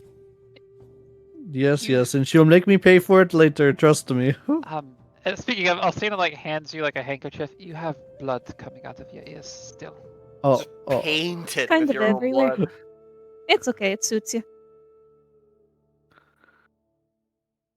Like full carry mode. Well, so that was an adventure. I'm sort of going that same direction. Do you? Oh, I mean, we have to go to Charis, right, to drop off the tortoise. Or Yeah, are we how going to about just take swamp him back? with us to Rosarius? Wait, do we need Tortoise, to, do but we need to drop a vet off? No, we're not going to the moorlands now that we don't have Zoria, right? I don't Yeah. know if Otto wants to go see his people. Oh no, that's Charis. That's what we were going to drop No, off no. Shell. I'm saying I don't think we need to drop the turtle off anymore if we're not going to the moorlands, but I we can believe still the go plan to Charis. was go to Charis, say hello to my people, check in on them, and then we'll take the swamp back over to the moorland, and then have the Charis people bring him back with them. Yeah, but are we still going to the morning? to I the thought we were going to moorlands? wait That for was, the army. Yeah. That was the plan. That was the plan originally because your barbarian friend was with you at the time, but she has, she's currently spearheading that personal quest of her own, and maybe we'll meet her along the way, right? But at this moment, there is no like urgency necessarily, right, to go to the moorlands. Well, we still need to talk to that other tribe to try to get them on our side with the. perhaps you could fill me in. What turtle are you talking about? I don't. I mean, we can do it when we go to the army, the other way. There's some orcs and some barbarians that are fighting over in the moorlands, and we're trying to get the barbarians on our side, or on, I guess, the dynasty side, I thought there so was the that they group- could take care of the orcs. Okay, I okay. thought it was One, the one, kids. one thing at a time. I'm still trying to figure out the turtle. What turtle? We have a big horizon back tortoise. Isn't he there when we get there? He's like a 2-4 hour, like 3 hours basically of walking. We can say for the cinematic purposes, right? Fucking Jurassic Park music starts playing. You turn the corner. We see as Alcina looks up, and this like 80, 90 foot long, like 60 foot wide, gigantic turtle. Slowly, the head comes out of the shell, and it gives, if possible, a slow smile as it stares down at the party. Yeah? Hey, buddy. Isn't he great? That is a really big fucking turtle. It blinks very slowly at you. One eye at a time. Yeah, pretty much. He's wonderful. I mean, I'm not doubting it. That's just when you said you had like a tortoise, I was thinking, like maybe like dog-sized or something. Oh no, we have a house up there. Well, Yeah, like I'll see a that. You tent. see a Yeah, massive okay. tent with Yeah, all like yeah, windows and decorations and such. Has a little like saddle at the back of its neck there, at the very front of its shell, I suppose. That's why I said horizon back tortoise. There's Yeah. also a full forge kit up there, like forge armor. Yeah, set there's a up. little Oh, forge. okay, yeah, As you like climb on up Oh. and begin to look around, as Alcina, you realize like, okay, these guys are crazy, but they got some moves, they got some influence. Since they have this gigantic turtle, they must have gotten in somehow. Huh? You all. He's just thinking like, wow, people in Jorhas are fucking. They live on turtles. Okay. yeah. Well, we were blessed that they gave us this wonderful tortoise, They say he's kind of old, but I think he's wonderful, just the way he is. He's geriatric. Back home in the Empire, if somebody gives you something old, it's because they don't think you can take care of it long enough for it to matter. Yeah, we've taken care of it so long this far. What Well, we've part taken of the care of each other. empire? Yeah, what part of the empire are you from? Well, I'm currently residing in Rexendrum. That's where my home is. Well, sort of home. I am originally I'm from Durenwald, where I was born. Have I what? heard of that? Have I heard of that before? I don't know if you would have. Has Ayla done much more traveling in her life other Oh, than absolutely her not. Yeah, I was gonna say other than her home area and now Jorhas. So I don't think so. It's just a name, right? The name of a place somewhere. You're saying a lot of names, and I don't know anything of what you're saying. I mean, I've Alright. heard of Rexingtrum. That's about it. So, Rexendrum is the capital. That's where the Emperor lives. Durenhold is just a mining town. Pretty much what comes out of there. Parents were miners. I would have been if it wasn't for being different, I suppose. I'm from that side too, but I'm from like northwest. You're from the Empire as well? Yes, but I don't tell people that. We're not really Why? part of the empire. We're just there because we had no choice to be part of it or to fight. Why do you hide it? There's nothing to be ashamed of about it. Because our original home is from the Menagerie Coast. And The empire does a little weird on how they choose to pick what gods you're allowed to serve there. I think at that point, Alcina, you sort of look. If you haven't noticed it before, you definitely see a symbol of a crescent moon, probably on Ayla's shield and maybe like an amulet or maybe earrings, perhaps that she might wear. As you see that she's probably a follower of the Moon Weaver, one of the gods that is disallowed in the Empire. I see.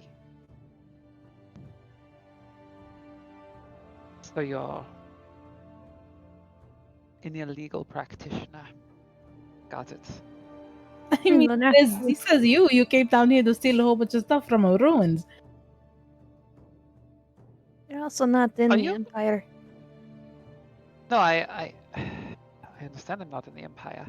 And did you just compare me diving into ruins to worshipping something that is illegal in our homeland? I mean, some say it's illegal. I mean, we get to choose who we want. We shouldn't be a ruler who tells us who we can follow.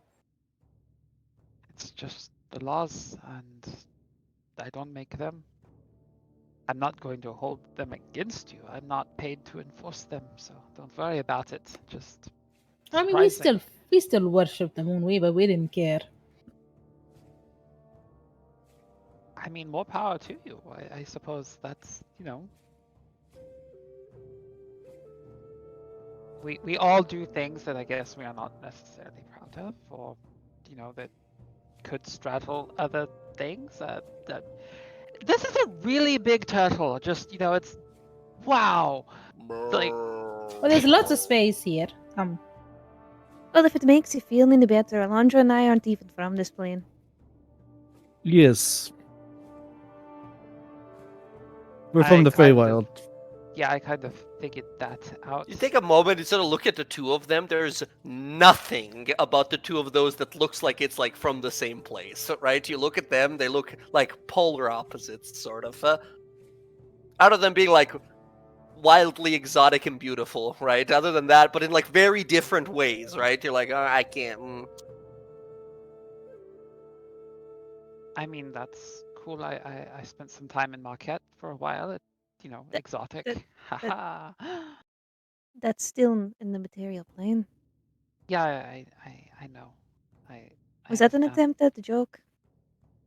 It was the 4-1 if it was. I think it was. How unfortunate. You all are Just so different. I'm going to go draw now.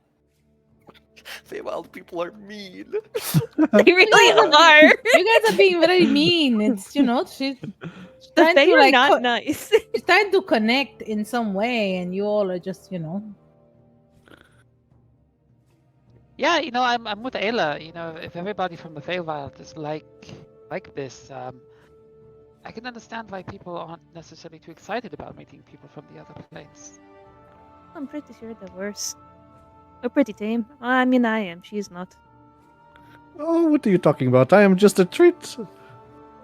I mean, speaking honestly here, since we're obviously being very honest about things, you seem a little full of yourself and you seem very lacking in trust. That was said to Alondra and then to Morgana. I don't even know you. I'm not talking about me, there's just a way that you seem to hold your other people at arm's length, and you're always putting this one down. I mean, I get that she's like glowing and sparkling, but you seem there's like a weird tension there, like you don't want to be close to her. Well, which is I really odd if assume we're the way traveling they've been together. treated in the past probably led to them being this way now. But they're good people once you get to know them.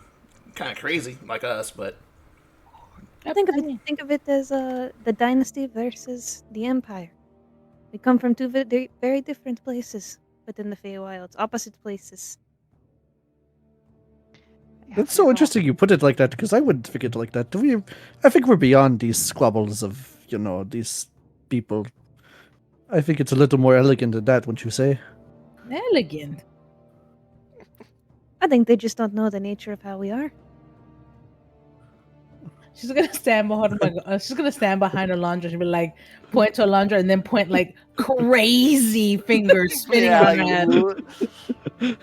it's amazing because most of you guys that are not from the Feywild, like Odo, like Ayla, and like Alcina, what you guys usually, without like having met these individuals that are from the Feywild, what you hear about the Feywild is like a satyr showed up in my village, got everyone to party, and I never saw my son again. I don't know what happened to my son. My children are gone. I'm horrified, and this is the worst day of my life, right? But that's just like the normal day in like every time you hear like a Fae story, there's always some twist or an unpleasant ending or Right. something about it. It's for those of you who are more sort of like intellectual and historical about it. Fae are often very much so driven by the raw emotion. And while that can be very pure sometimes, it is most often very unpredictable in whichever way you want to see that. Well, Yeah. politics aside, if it makes you feel any better, I don't partake in that sort of squabble between the Empire and over here. I work for people that aren't necessarily concerned about it. And I really don't care one way or the other. Well, that's Shorehorse has good, never because done anything to me. you're behind the lines of the enemy, some would say. So it's good that you don't care about it. I just hope the other side sees it that way. I mean, don't Well, forget, you called us monsters the moment you saw us. Well, Question: Can I so insight by check her when she says that? Which one? Who? Alcina, when she says that she doesn't care about the squabble between them both. Okay, excellent. Yeah, go ahead, roll an insight roll. Alcina, yourself, you can roll in GM in secret. Roll a either persuasion or deception roll without telling me or the others what you rolled, or which one you chose. okay, You're newly gained -1 to your I roll. know, right? I get advantage on this because of the paladin. Because of your Pallid Elf. Yes, you have advantage. Your precise instincts or whatever Oh. it's called, right? Keen instincts. Keen Damn. instincts. Yes. Ayla, you get a sense that she might care a little more that she leads on. No? Okay. You don't know to what extent, but that's the feeling you get. God damn. Guidance plus... I don't imagine you cast guidance and then Yeah, stare that's at pretty- her, No. but Yeah. yeah. Yeah, Gotcha. there's no way I was gonna beat that. She's got advantage. She's nuts at these. No one's ever Yeah. lying to Ayla. That said, anyways, she points to Alondra. You are a wizard, right? I am indeed. Do you have spell paper, like a sheet of it that I could possibly buy off of you? I should. I mean, if you purchased some, I mean, funny enough, Alondra, you've been like making your own spell ink a bunch. Yeah, So exactly. I don't That's actually know how much you have. I have spell ink. Yeah, you can make with it, Yeah, I like just need enchanted like spell paper. the ink and like a piece of paper. I have a thing I need to do, and I need those components for it specifically. Okay. Well, It's a really it's- neat trick, I promise. It's not, you know, it's benign. Out of curiosity, before we, where are you heading? What are your plans? What's, Um, uh, well, you said you're heading mostly that way, but I'm curious on the specifics. well, because the only way out of this canyon for me is north, I am literally heading that way, you know, that it opens up. Uh, just, you know, that way. Then I had to go to, um, I have a friend in Igathrod that I wanted to meet up with, and then possibly another individual in Asarius that I loosely know that I was going to take some stuff to. I'm not in like a rush, and I have to send word back that I actually found what I was looking for, and arrange for that to be picked up. But that is kind of it can be done anywhere along the way that I am. I just have to get word to the individuals that I'm working with. So you have no loose plan or like no concrete plan. You just are going to go to these different places, is what you're saying. Yeah, more or less. You know, the exciting life of a treasure hunter, right? I don't actually have any course other than where I can make money off of next. Unless, of course, I get word from Boss Man that I have something to go find, such as, and she pats the belt and the chunk of ruidium that's now on it.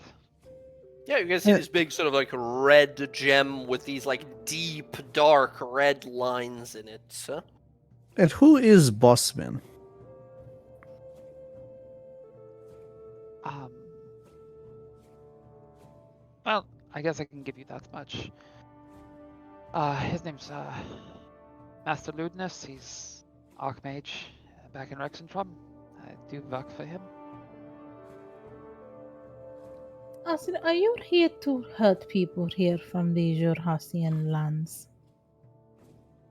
I mean, only if they're here to hurt me, I guess. I'm not going to back down from a fight of anybody endangering my life. But I'm Have not I here specifically to cause pain or suffering to anyone, and I'm not here to kill people. have I heard of this Archmage Ludinus? Give me a history roll. I gotta give you disadvantage because you're from a different planet. That's what I figured. Yeah. You come from a different world. Yeah, 12, you're not sure. Archmage. Archmages are archmages. There are mages everywhere, and archmage usually means a very, very proficient, powerful spellcaster. So I will say, if Ayla is from the Empire, Well, my sister probably would know because she's way more advanced. She was way more advanced in magic than I was. But- I mean, you being from the Empire, you would recognize the symbol on her belt buckle. yeah, I was gonna ask about that. Yeah. Do I know that symbol, right? Like, do I know the history or like the what people have talked about those people from that like location, like that school of people who do those things? You can give me a history roll. I'll give you advantage here. I mean, probably. I don't think you need to give me a roll here. I think you would just sort of know about this. Let's see here. You have seen the symbol that she has posted. The symbol that of the Cerberus Assembly, I believe we're talking about here. The symbol that she has is a symbol of a powerful group of mages that act as sort of a council to the king of the Dwendalian Empire. There's a lot of them, and they're basically sort of like archmages of different kinds of like roles within the empire. Like there is a archmage of domestic protections, of industry, of like antiquity, of conscription, of all these kinds of things, right? And like which one you're not sure. They are like you've not heard anything bad about these people. They're all like just like powerful political figures, basically. Yeah, they have a lot of people in their employ. Yeah. She will point to the symbol. I remember that. They came to talk to my sister once. I think they wanted her to be part of what they were, but my sister, she had plans to do different things, so she didn't accept whatever they wanted. I mean, there's a few people that work for the assembly. They gather magical information and whatnot. They're a bit like the Cobalt Soul, if you've ever ran into them. I think they're a little different, but it's alright. I mean, I'm not going to judge where you're from. You really sound like you're judging, honestly. Well, it's a war going on, and you're gathering things here. I just want to make sure that, there's like, a war going on, and you also are gathering things here. You just recruited a very powerful, if not crazy, mage to their side of things. oh, that I is mean- for some horrible shadow fae that's trying to hurt the people in Jorhos. It's not to hurt people in Dwendalian Empire. I mean, take it for what you say. I'm telling you, I'm not doing this to hurt people here in Jorhos, but you seem to be looking at me a little suspect. So, I will mention.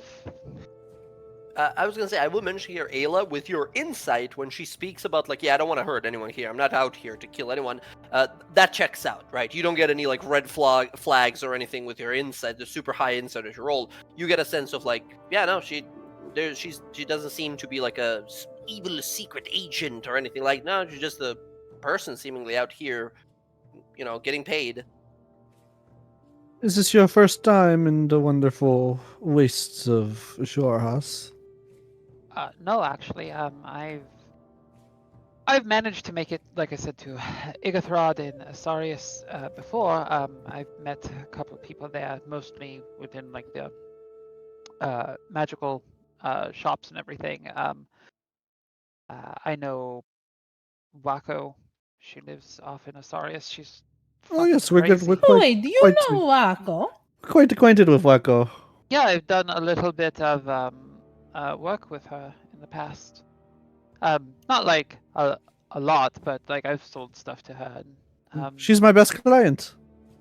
What are you talking about? You sell things to Wako? I sell things to a lot of people. No, I know. Alondra, what did you sell to her? We cut over to Wacko's lab. She's scratching her neck and looking around wild-eyed like, gotta get more of that shit, gotta get more of that shit. And she's running around the lab. I mean, I've personally met Gilmore. If I don't know anybody- who that is. You guys have no idea who that is. Okay. You've also never been to Taldore. All right. There's a very prominent individual over there. He's really known for his magical shops, Gilmore's Glorious Goods. Would make some Really? glorious. I mean, We found a weird person who makes magical items out of demons. I think those are glorious. that's interesting, but I would say Gilmore makes Alondra look like a very dim light bulb. That's He is a- impossible. He is, I promise, hand I to the think that's gods. impossible as well. Gilmore is a very, very fabulous, beautiful man. I saw Lilandra convince some god to kill some poor man in a cage because they thought he was like going into their mind in their dreams. In disguise. She goes back behind Alondra and does the crazy hands again so she understands and she So fucking nuts. You convinced the god to kill a man in a cage. And you're not a threat? Do you think I'm the mean one? A threat to who? Anybody but yourself? Apparently. Be careful, she wants to sacrifice someone, so just I- watch out, okay? Enough with the sacrificing thing, okay? She's never gonna let you live that one down. Apparently not. I mean, do you All want to this is happening sacrifice while we someone? see the gigantic tortoise slowly beginning to move, and I believe Odo has set our course for Charis next. Going over there to check in, see what is going on. But yes, do continue. We are just slowly on the way. Is all that is happening. Odo, you're like nearby. You're hearing all of this happening as well. Just listening to the conversation as your new traveling companion is just bewildered at all the crazy stuff that you guys have sort of gone through, and it seems that they too very well traveled. And Yeah. Odo's just thinking to himself, oh lordy, the people at Charis are in for a show. So, I have to ask, you're from the Wilds, both of you. Mm. Yes. Why come here? I mean, no offense to anybody who's actually from Jorhas, it's just, most of it is just wasteland. Why would you want to come here versus... There are some beautiful parts. Well, I mean, I can agree. Everything south of the Steep Feet is actually quite nice, but everything north of it is, it's either swamp or... I It's mean, called waste for a reason, right? it's not their fault that the betrayal gods destroyed this place. I mean, I know it's not their fault, but that still doesn't change the fact that, why come here when you could go to, like, the Menagerie Coast? I didn't the really thing. choose to come here. I got out of the Feywilds in a bit of a rush and ended up being turned into a fucking squirrel for a year. And I turned back into a regular person, and I guess somewhat. And I've been here trying to find a cure. Oh, wait a minute. You never told me you were a fucking squatter for a whole year? You just Yeah. met this person. You just tell them. Why did you tell me that? I could have thrown Okay, you as a wait, I'm- squirrel. I Wait, think can we circle back for one moment? You said you were a squirrel for a year, and you are here now trying to find a cure. Do you want to be a squirrel again? Do I look like I want to be a squirrel again? I don't know. I You just said I said was a fucking squirrel. Does that you sound said like you were a squirrel, and then you said you got turned into a normal person, and then you tried to find a cure. Are you trying to go back to being a squirrel? Like that's what No, it sounds no, like. I'm not trying to go back to being a squirrel. We cut over for just like a moment to Morgana's like POV of every moment while you guys travel. She's listening to you guys, but in the background we hear these two vultures above you guys that are going. They're like at all times, Morgana, you hear animals around, right? And right now, even there's two vultures above, like they're gonna fucking die soon. They're gonna die. We're gonna eat their bones. We're gonna eat their bones when they're die. Oh, I'm so excited. And they Morgana just sort of, like, is circle gonna the path. look up and she's gonna shoot one down. Just explodes, boom, into feathers as the other one like flies off and runs away. As you look back and realize like, I was a squirrel, I guess. Okay, well, I mean, I guess. Yeah, now I can sort of understand animals. It kind of sucks. I think it's very helpful. Yeah, well, those vultures are being pains in the asses. Can't really turn it off. She's gonna show her picture of she drew Morgana as a squirrel with a witch hat. Yeah, cute little squirrel with a big so old whip hat. a little bit more shading, and I had the ear tufts too. Wait, and if you were a squirrel, what was he's not a cat anymore. I didn't Didn't have try him to back use- then. Oh, well, that's sad. What about you, Alondra? What brings you over to the material plane? Morgana didn't tell you the best part. You guessed cured for what? She didn't tell you. She doesn't seem to want to. Well, you didn't Oh. give me the chance to finish. Everybody started talking.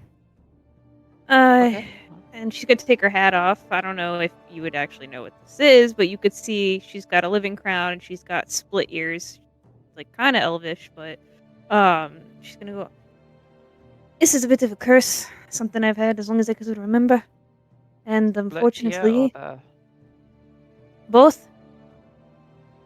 Ah, Yeah, you see what almost looks like horns, but it's like as if made of wood or something. Like it looks like it was grafted into her skull. Like it looks. You've not seen horns like that before. Yeah, they look like So, antlers with Are the you with like a green around tiefling them. with deformed horns? Is that what I'm? No. I'm a Hexblood. Alcina, you can give me a history roll or a religion, your choice, to see if you would know what a hexblood is. I'm a hexblood. Like, okay. True, true, for sure. Yeah, give me one of Oh, those. that was a 9. Sorry, I All didn't mean good. to go to GM. Oh, you're in GM. That's all right. You've never had an experience to like where you met Oh, shit. I someone should have like did that. religion. Like That was higher. you've heard of well, even with if it's higher by like 3 presumably. It is, yeah. So it'd be a 7 instead 12. of a 9. Yeah.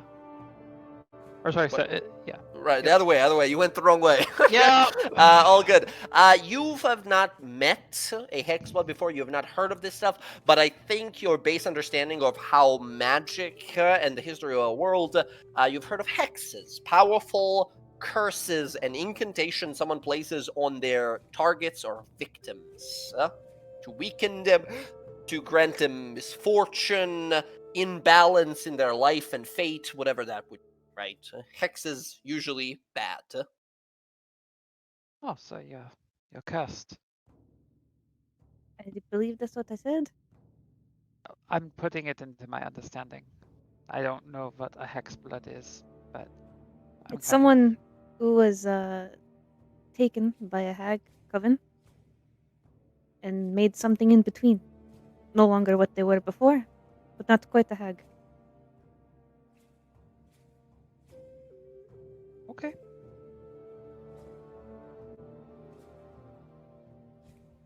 All right. So I'm looking for a cure for it and for a friend of mine who's still there in the Feywilds. Well, I'm. For what it's worth, I'm told people in Rosanna can remove curses. Yeah, apparently it's not that simple. Something like my soul or something. I got to go get it. We'll figure it out. We'll figure how to do it. Yeah, but figuring it out means going back into the Feywilds, and I ran away from there because I didn't want to be near them.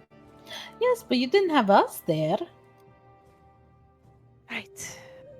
She just like looks at the group. Morgana, you look across the group, you see Ayla big smile, confident about this. You see Alondra covered in blood, still looking around doing some like strange, powerful magic.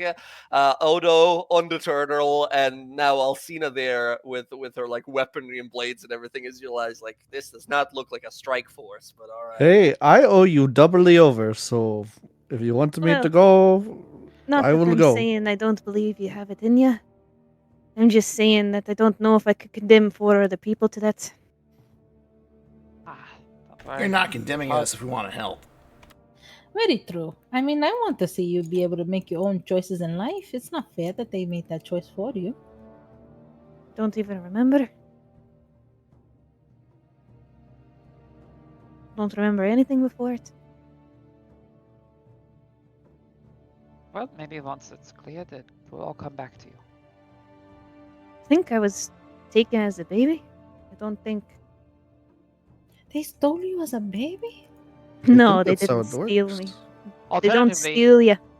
if you want, I can drill down through your Oops. memories. I can look into people's heads. I know it's unsettling to say, but I mean, you could, but I'm saying they don't steal you. The hags don't steal. They make deals. In a way, it's kind of like they steal, though. Not if the person making the deal's stupid enough to make it. I know. Maybe they didn't know what the terms were. Maybe it was a trick. There's always a trick. The terms sound like the terms, but remember back when we first met and he said, "Oh, you'll release me?" And I told him I would, and I released him from life. I It's always assure you trick in the words. that's not the way you want to be released, though. So No, it's why I ran away. so you told someone you would let them go and then you just killed them? I didn't say I'd let them go. I didn't make that promise. And they were a liability to us. Uh-huh. But I Alcina realized- definitely. I was gonna say, Alcina, in that moment, you're like, you fey fuckers. I heard about you guys. All those Yeah. twisted words of everyone. All But right. Odo told me the error of my ways, and it wasn't very nice. So I'm trying to be nicer. Trying. Well, I mean, if this is trying, I would hate to see what it was before. Oh, you should. She would have let Alondra die before, probably. So she was very nice by saving her. And she only owes me another favor. Not really much to ask.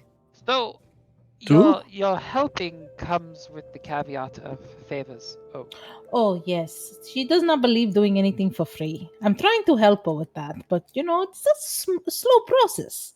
You're a treasure hunter, aren't you? Do you do anything for free? so there's a difference. I'm usually hired to do this. I don't hold the people that assist me accountable for favors owed if we're doing something together, right? Like, so here in this group, we entered into an agreement when we went down there to help each other and split what we found. Because you guys assisted me, I wasn't asked for a favor in kind, and because I took your help, I'm not, saying you owe me a favor. For me helping you kill the Medusa, that was just Oh no, I don't buddying up. always ask for favors back. Like for example, Odo's usually the one in the front to give him potions because I don't want to be hit. I don't ask for anything back. It's an exchange, an equal exchange. But for example, when Alondra does something stupid that would kill her, I definitely demand something back because I wasted a potion when she shouldn't have fucking touched the thing. Fair. She knows the ways. Speaking of, what brings you over here to our lovely material plane? Oh yes, it is so lovely the waste of your house. Also, a fun little caveat to mention here, or a fun little mention. I think for like Ayla, Alondra, and Morgana, who are both very familiar with like well, not Feywild, but some of you are familiar with Feywild, but all of you are familiar with like the Elven language-ish. For people from the Feywild, as well as elves across the world, generally don't even call Jorhas. They call it like Viander, yeah. yeah, they call it like Eastern Wynandir. That's what most like. That's because that's in Elven. Wynandir is our whole continent in Elven, and it's Eastern Wynandir over here. But the more common phrase is Jorhas. So I think whenever I know you guys as players, that's a fucking Elven complicated word to say, and to say it a lot of times would be complicated. But I think sometimes, maybe Alondra and like Morgana and Ayla would say just like Wenandia rather than Jorhas, what you the players normally just say Jorhas, of course. But yeah, fun little side note. Eastern one end here. Yes. I came in pursuit of solving a problem back in the Feywilds. Yes, there seems to be a. Oh, he's just typing it in the chat. There seems to be a phenomenon spreading throughout the Feywild and claiming a lot of it, corrupting it, and it seems to be connected to these lands and the betrayers that scarred it with with their magic. I believe that I can undo it by finding one of these arms of betrayers, specifically the one of Loth, the Silken Spite. Alcina, being a treasure hunter, you've probably heard of such an artifact. It is believed to have been lost hundreds of years ago, when the previous wielder, chosen paladin of Malice, one of these like warriors of Loth, was slain in battle, and the weapon was never seen after.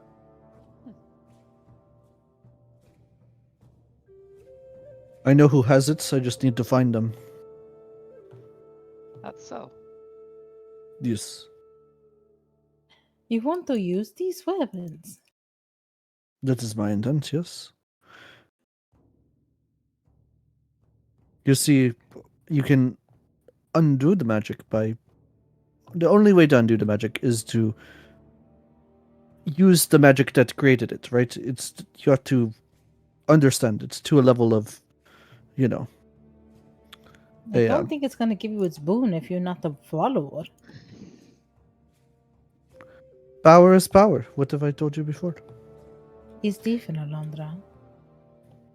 Do you have to be a follower to use that whip? Possible to unlock it completely. I don't think it's just gonna give it to you willingly. What it's worth, what I have learned in my time delving into tombs, is that while power is power, some of it comes with caveats, and some of it also comes with prerequisites. You can't just take power for the sake of power because you want that power. In a lot of instances, and she like gestures to Ayla, power is tied to the gods and how much you worship them, and whether or not you are chosen by them to wield that power. So in this instance, if it is in fact an arm of the betrayer, it's not just something you can pick up and utilize and or wield. It would be something you have to prove that you are capable of doing, and that can either come through fealty, an act of devotion, or giving yourself over to that god or goddess in turn for their favor. I'm sure Loaf and I will be well acquainted by the end of it, but I will cross that bridge when I get there. She will know my intent, and I will know hers. Do you know anything about Luth?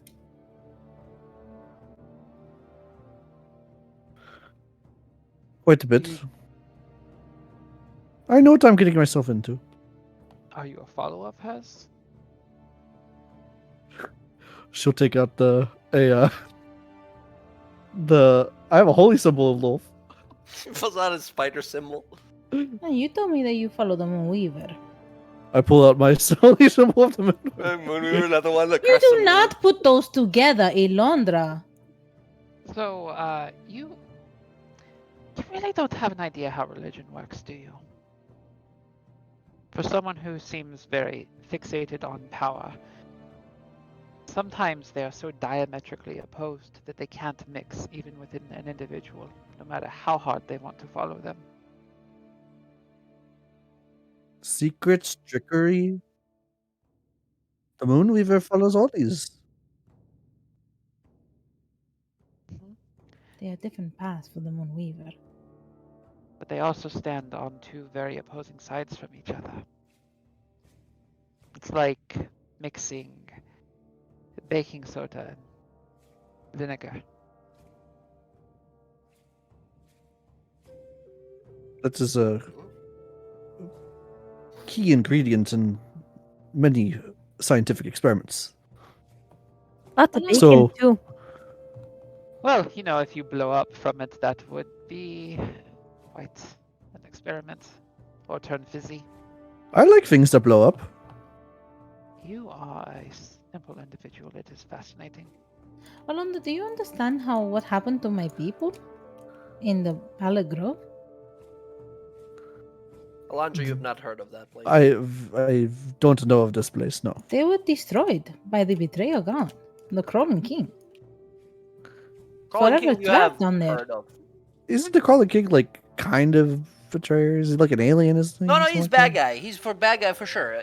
Crawling King or Torog is the god of slavers and torturers. Yes, The yes, god of the yes. deep darkness below our city. It is believed that Torog is the one who dug out the entirety of the Underdark by roiling and screaming in pain and burrowing as deep as he could.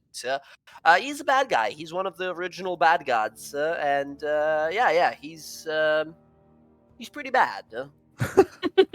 That's about it. He's very simple when it comes to it. He's about torture. It doesn't get much like mentally malicious, much further like mentally malicious than that, right?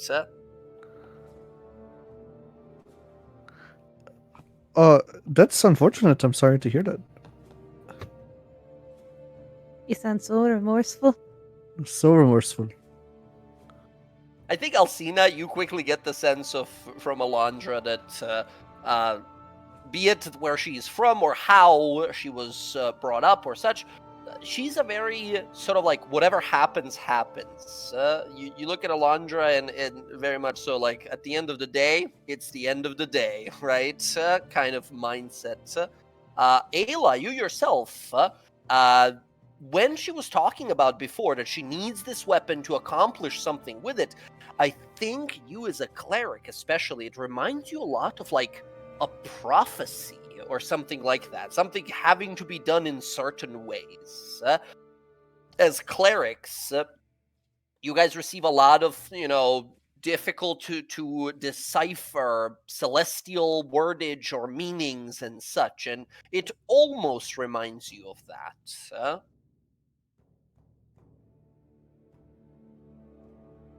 Yeah. You guys sort of discover a little more here. Think about more of your potential future together. So, about that paper and ink, how much would it be to get a little bit of it off of you? Hey,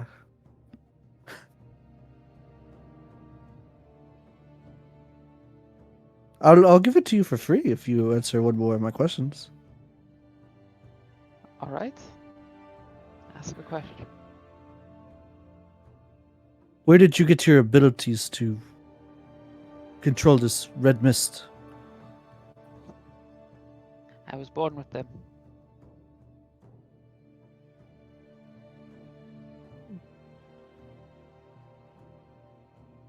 Care to elaborate, or I mean, she's Ah. born with it. I don't know how more you can elaborate with that.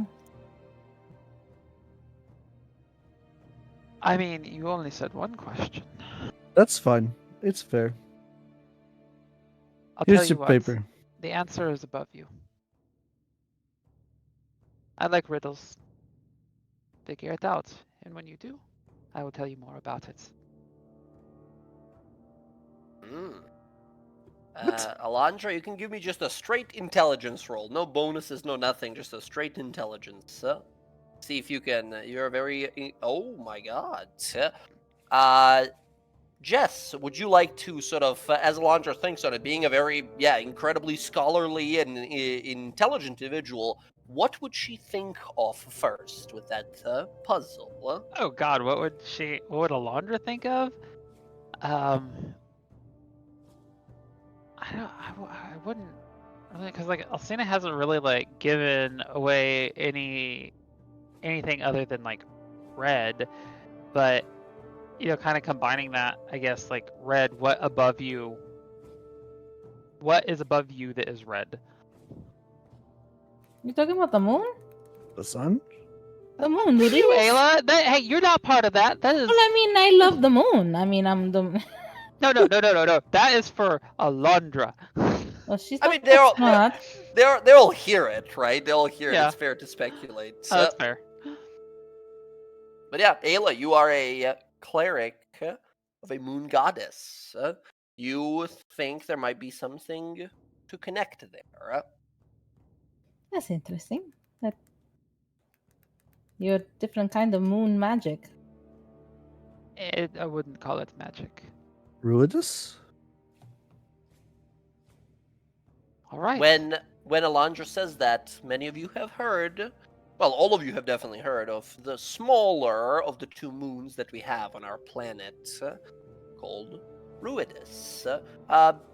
Rarely seen in the night sky, red orb up there. Often tied or believed to be tied to bad luck and ill omens. It's very mysterious. Not a lot of people know anything about it. Yeah, so as I said, I was born with it. And when someone is born on a night that Ruidus flares, they're different.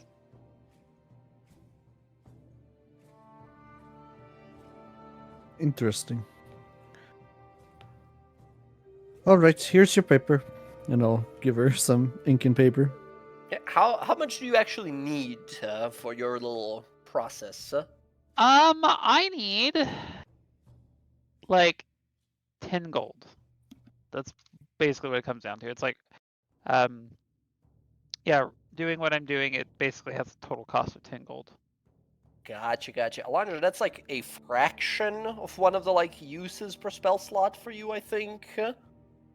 Yeah, I'll just give her the spell ink that's for 1, 2, 3. So that's what I Okay, have. yeah, excellent. Yeah, she gives you a vial of spell ink, a magically enchanted spell ink that you can write up on a piece of paper and. We have like a little Send them campfire off. going on this turtle's back. Is that okay, or is this gonna like, would that hurt him? I No, don't. no, he's got like a No. He's got like a 17-foot thick shell. Yeah, I He's was like, gonna be fine. we were able to like Okay. put spikes into that shit to put the tent Yeah, up. yeah. The people put like buildings on these guys, so it's fine. It's fine. Then yeah, like you'll see, I'll see like when she like gets that like paper from you, she'll take the ink, she'll like pulls it down like on her leg, kind of like just scrawls down a note real quick, right? Folds it up, and then like throws it into the fire. Gone. It burns up instantly and disappears. Do I catch arcane wise what she's doing? She's like sending a message or something? I think just the performance of it, I don't think you see any like runes or writing that is written on it. But as she throws it and it sort of burns away, I think you being a wizard, you would realize like, yeah, this is probably some sort of communication, perhaps, right? Why otherwise would she just burn a letter or a note or whatever that was?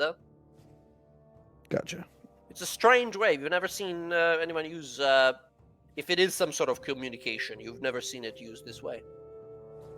Hmm. All right, excellent. Pretty cool trick, huh? It's pretty cool. You're gonna have to show me one of these days. Unfortunately, I can't. You can't because you don't know how to teach it, or you can't because you don't know how to teach it, or you can't. I can't because you're not in a position to learn it.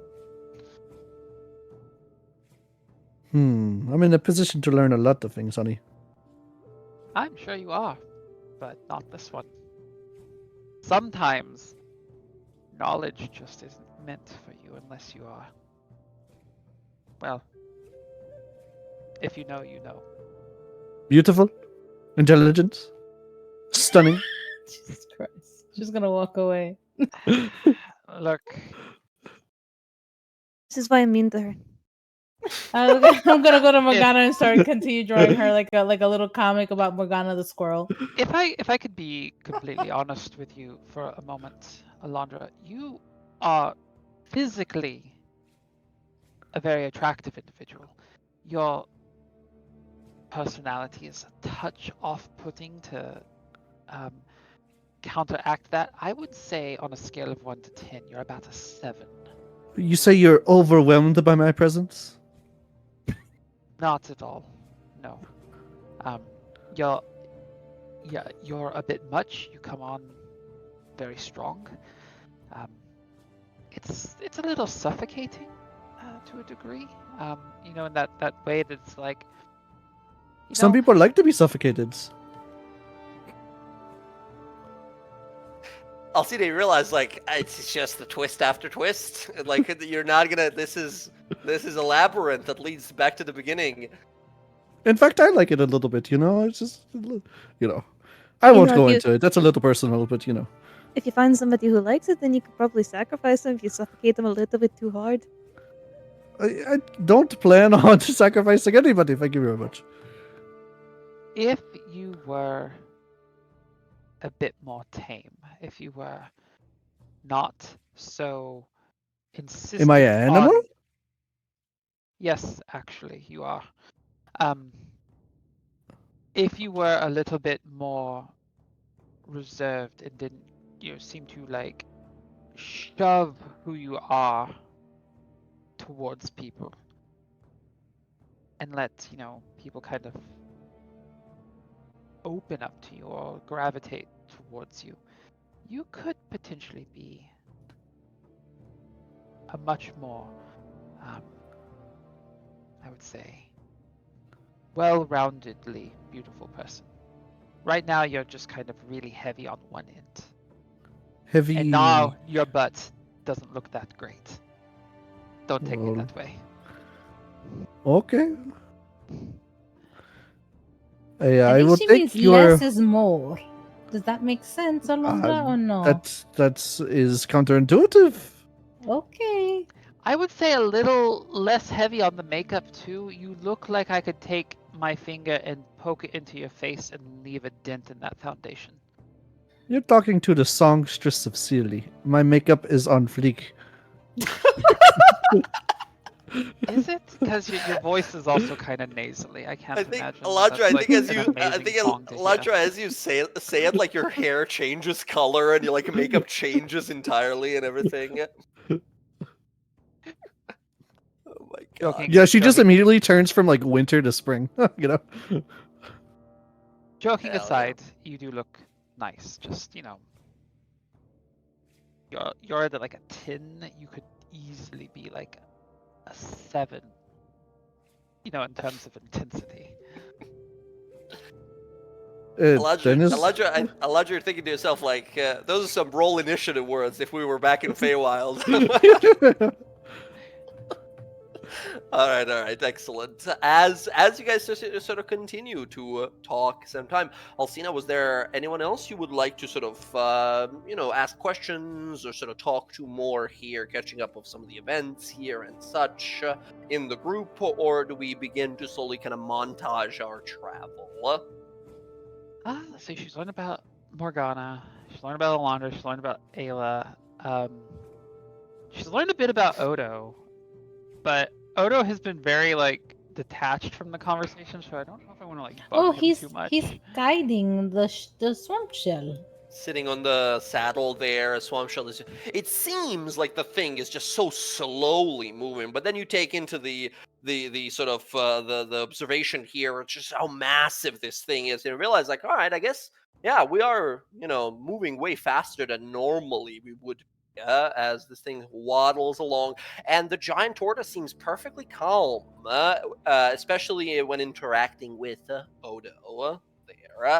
You can see that a bunch of like little like sparrows and little birds have gathered underneath its like eyelids and are just like nesting there. A bunch of them are landed like on top of it and are just like sitting on it along everywhere. Every time it opens its mouth for a longer time, these like long like woodpecker style birds would come up and like clean its teeth and like sit on its tongue and such, and it just sort of lets them be there. It doesn't seem to be bothered whatsoever. It's very symbiotic. Interesting. Yeah, I think she'll like as like time kind of like passes on, she'll eventually make her way up there to like Odo and like not like I guess like I don't know how big like that saddle is, but she'll kind of like hang on the side there so she can like see out over the horizon, but so she can kind of like talk to him and just be like, so you're kind of quiet. Oh, hello, Alcina. Are you lasses done talking about makeup? Very perceptive. Yeah, more or less, I think. That was a odd conversation. They're all I odd was- conversations. Fair enough, I guess. No, I was just coming to check on you. You were quiet up here by yourself. Just trying to get where we're going. It's a relaxing ride up here. And she looks back over at the others. So, don't take this the wrong way. You are immensely different than them. I don't know about that. Why are you out here? To prove to myself that I am worthy. And also, I need to help the people of my city, actually, or town in Charis. And I need to get stronger to do that. That is a noble ambition.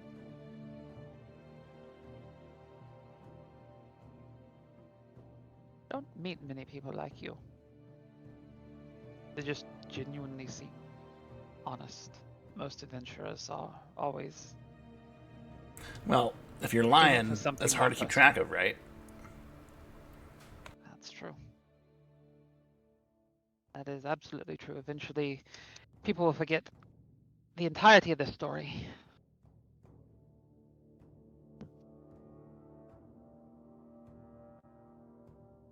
Yeah. Everyone's got their own thing. I'm just trying to deal with what they present at the time. I don't think anyone here has straight up lied to me, though. Well, I mean, that's good. That's not to say we aren't a particular bunch. That is also true. So, does the Alondra really try to sacrifice people? No, I don't think so. I think they made a comment a long time ago, or a few days ago, and we're not letting it go. Because sometimes she can be super. Yeah, extra is a good way to put it. But, they're actually really good at what they do. I haven't seen them sacrifice anyone yet, but, I don't know much about the Fae people.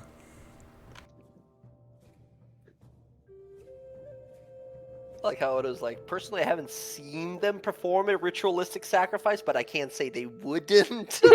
I don't think they would, but they might, but I don't know. Well, I mean, in his opinion, he's seen Morgana do her thing, and he's like, "Oh shit," but so he doesn't know about Alondra's intent. I mean, from So- Odo's perspective, being a fighter and such, you've seen all of your allies fight, and everyone's good at a particular thing, right? We have incredible spellcasters in here and such.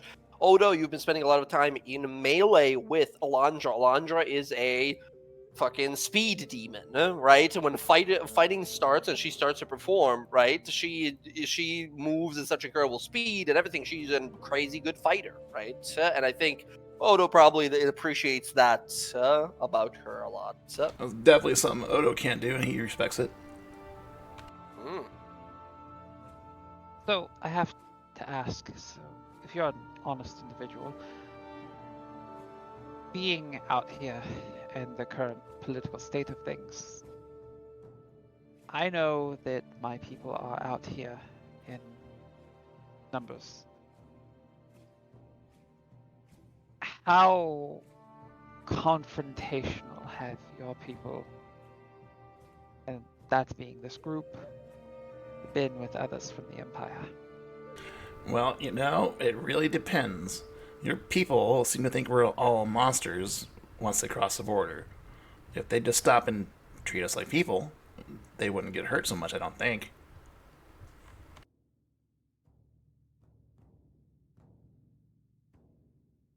So I mean, exceptionally if confrontational. when we first met, instead of warning you, I said, "Oh, that's a monster over there. Let's kill her." How would you have reacted? I am aware of how I have reacted. I'm just And saying, none of- if they just stop to think that treat people or individuals even with respect before trying to I don't know, control them or kill them or eliminate them, they might be more peace. But we have encountered your military, and we've dispatched a handful of people.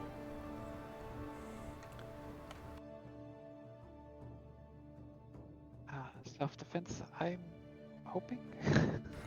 I mean, I believe that to be the case. Yes. Okay. Like, I'll be honest, I'm a little on edge. It's okay to go to sleep around you all, right? I'm not going to die overnight. We're not. Well, I haven't seen us straight up murder anybody in the sleep, so I think you're alright, but if you sleep over here near me, I'll make sure you're safe. Thank you. I do appreciate it. Um, so yeah, well, I will let you get back to driving, and then around bedtime, I'll be sure to bed down near you. Alright. Thank you. Mm. Just gonna meander on back. Every evening around the parties, Odo going to sleep, and all the elf ladies just staring at him throughout the night because they don't sleep. I gotta sleep too. I'm not. Yeah, an it's elf only me lady. and Yeah, that's the Alondra. elf. Yeah, Not the technically. one here. Yeah. All right. Damn Oh, curse. wake up and fucking Alondra's just like looming over me like,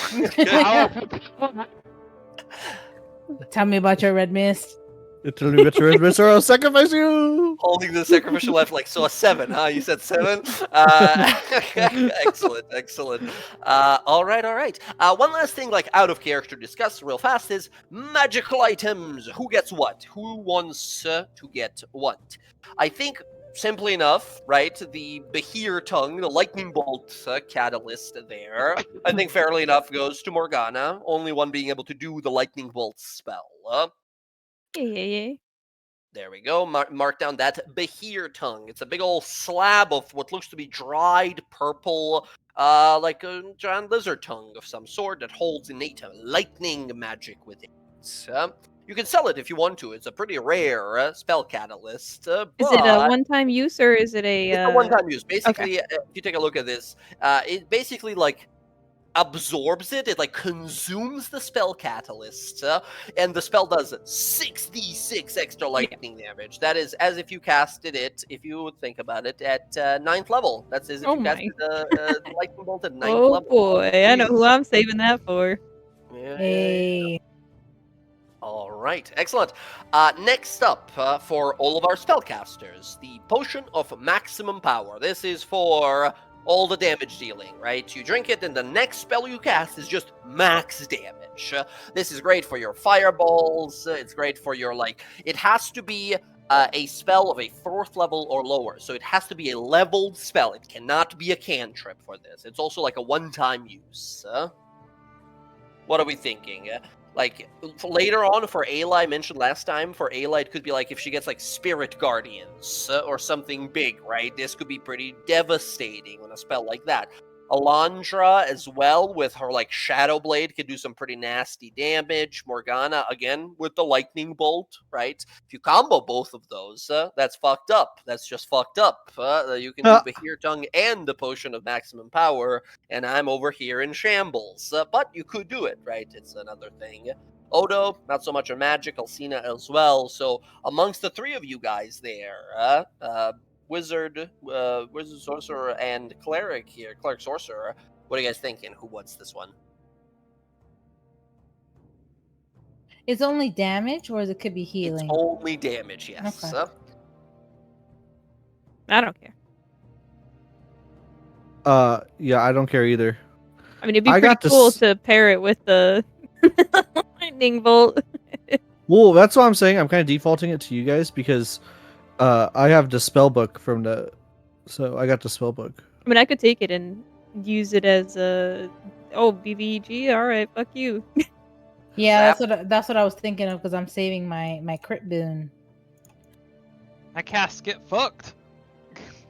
Maximum damage. Math-wise, you do max damage and the Behir Tongue. Your Lightning Bolt does 84 damage. Math. Blam.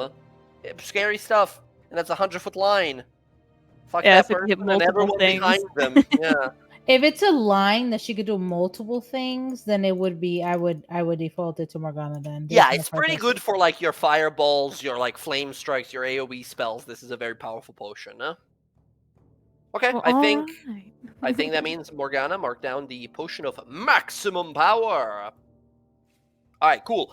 Next up, real fast, items. So we have this Rod of Retribution, and we have this Fire Dervish Cloak for our sort of miscellaneous items. Take a look at your attunements. Those of you, I mean, most of you do not have full attunements.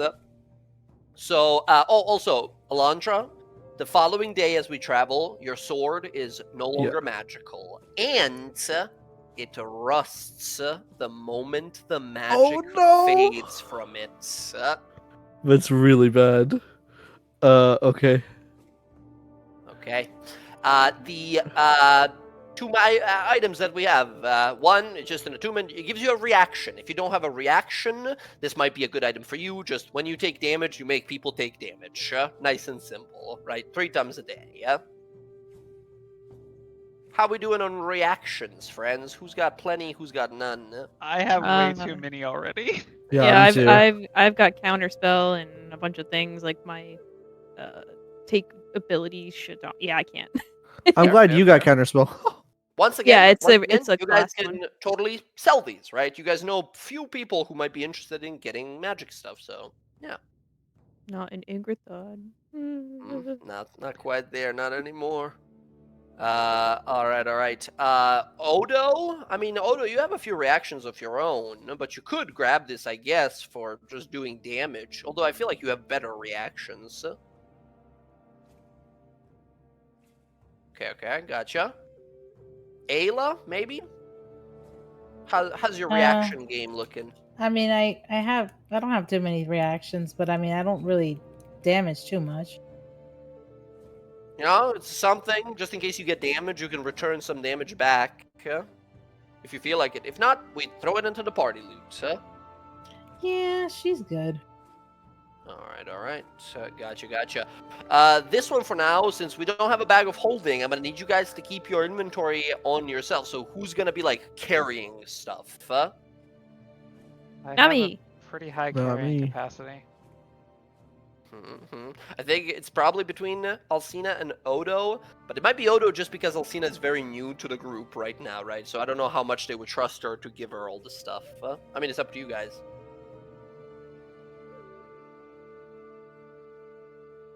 Odo, I think it's up to you, really.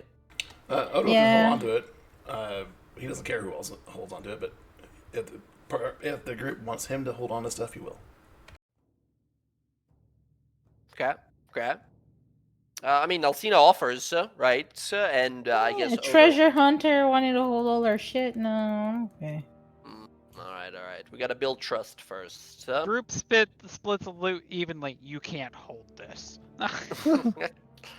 Well, there is plenty loot here to be split. The rod right now, let it chill. It'll be unused for now in Odo's like backpack somewhere. Next up, this one's a fun one. The Fire Dervish Cloak. You sacrifice your movement on your turn to do like a fiery spin move around you, doing damage to people.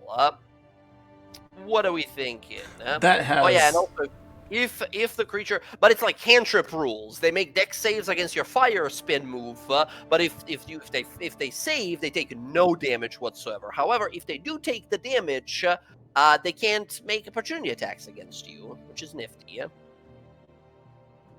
I mean, that kind of makes sense for Alondra with her speed.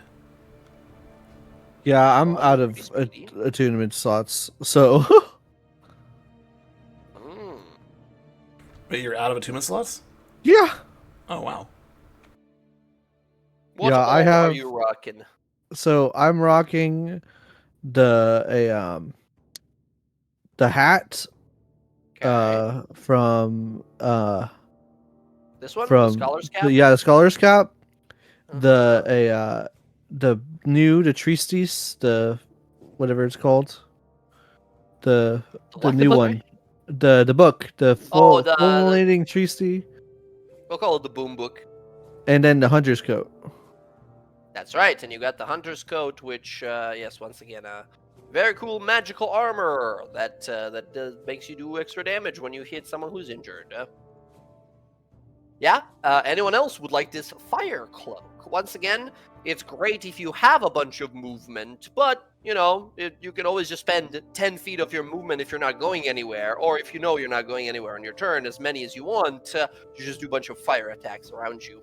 And it doesn't take like an action. You just sort of do it as a part of your movement, which is really strong, yeah. I don't think we have any takers, no?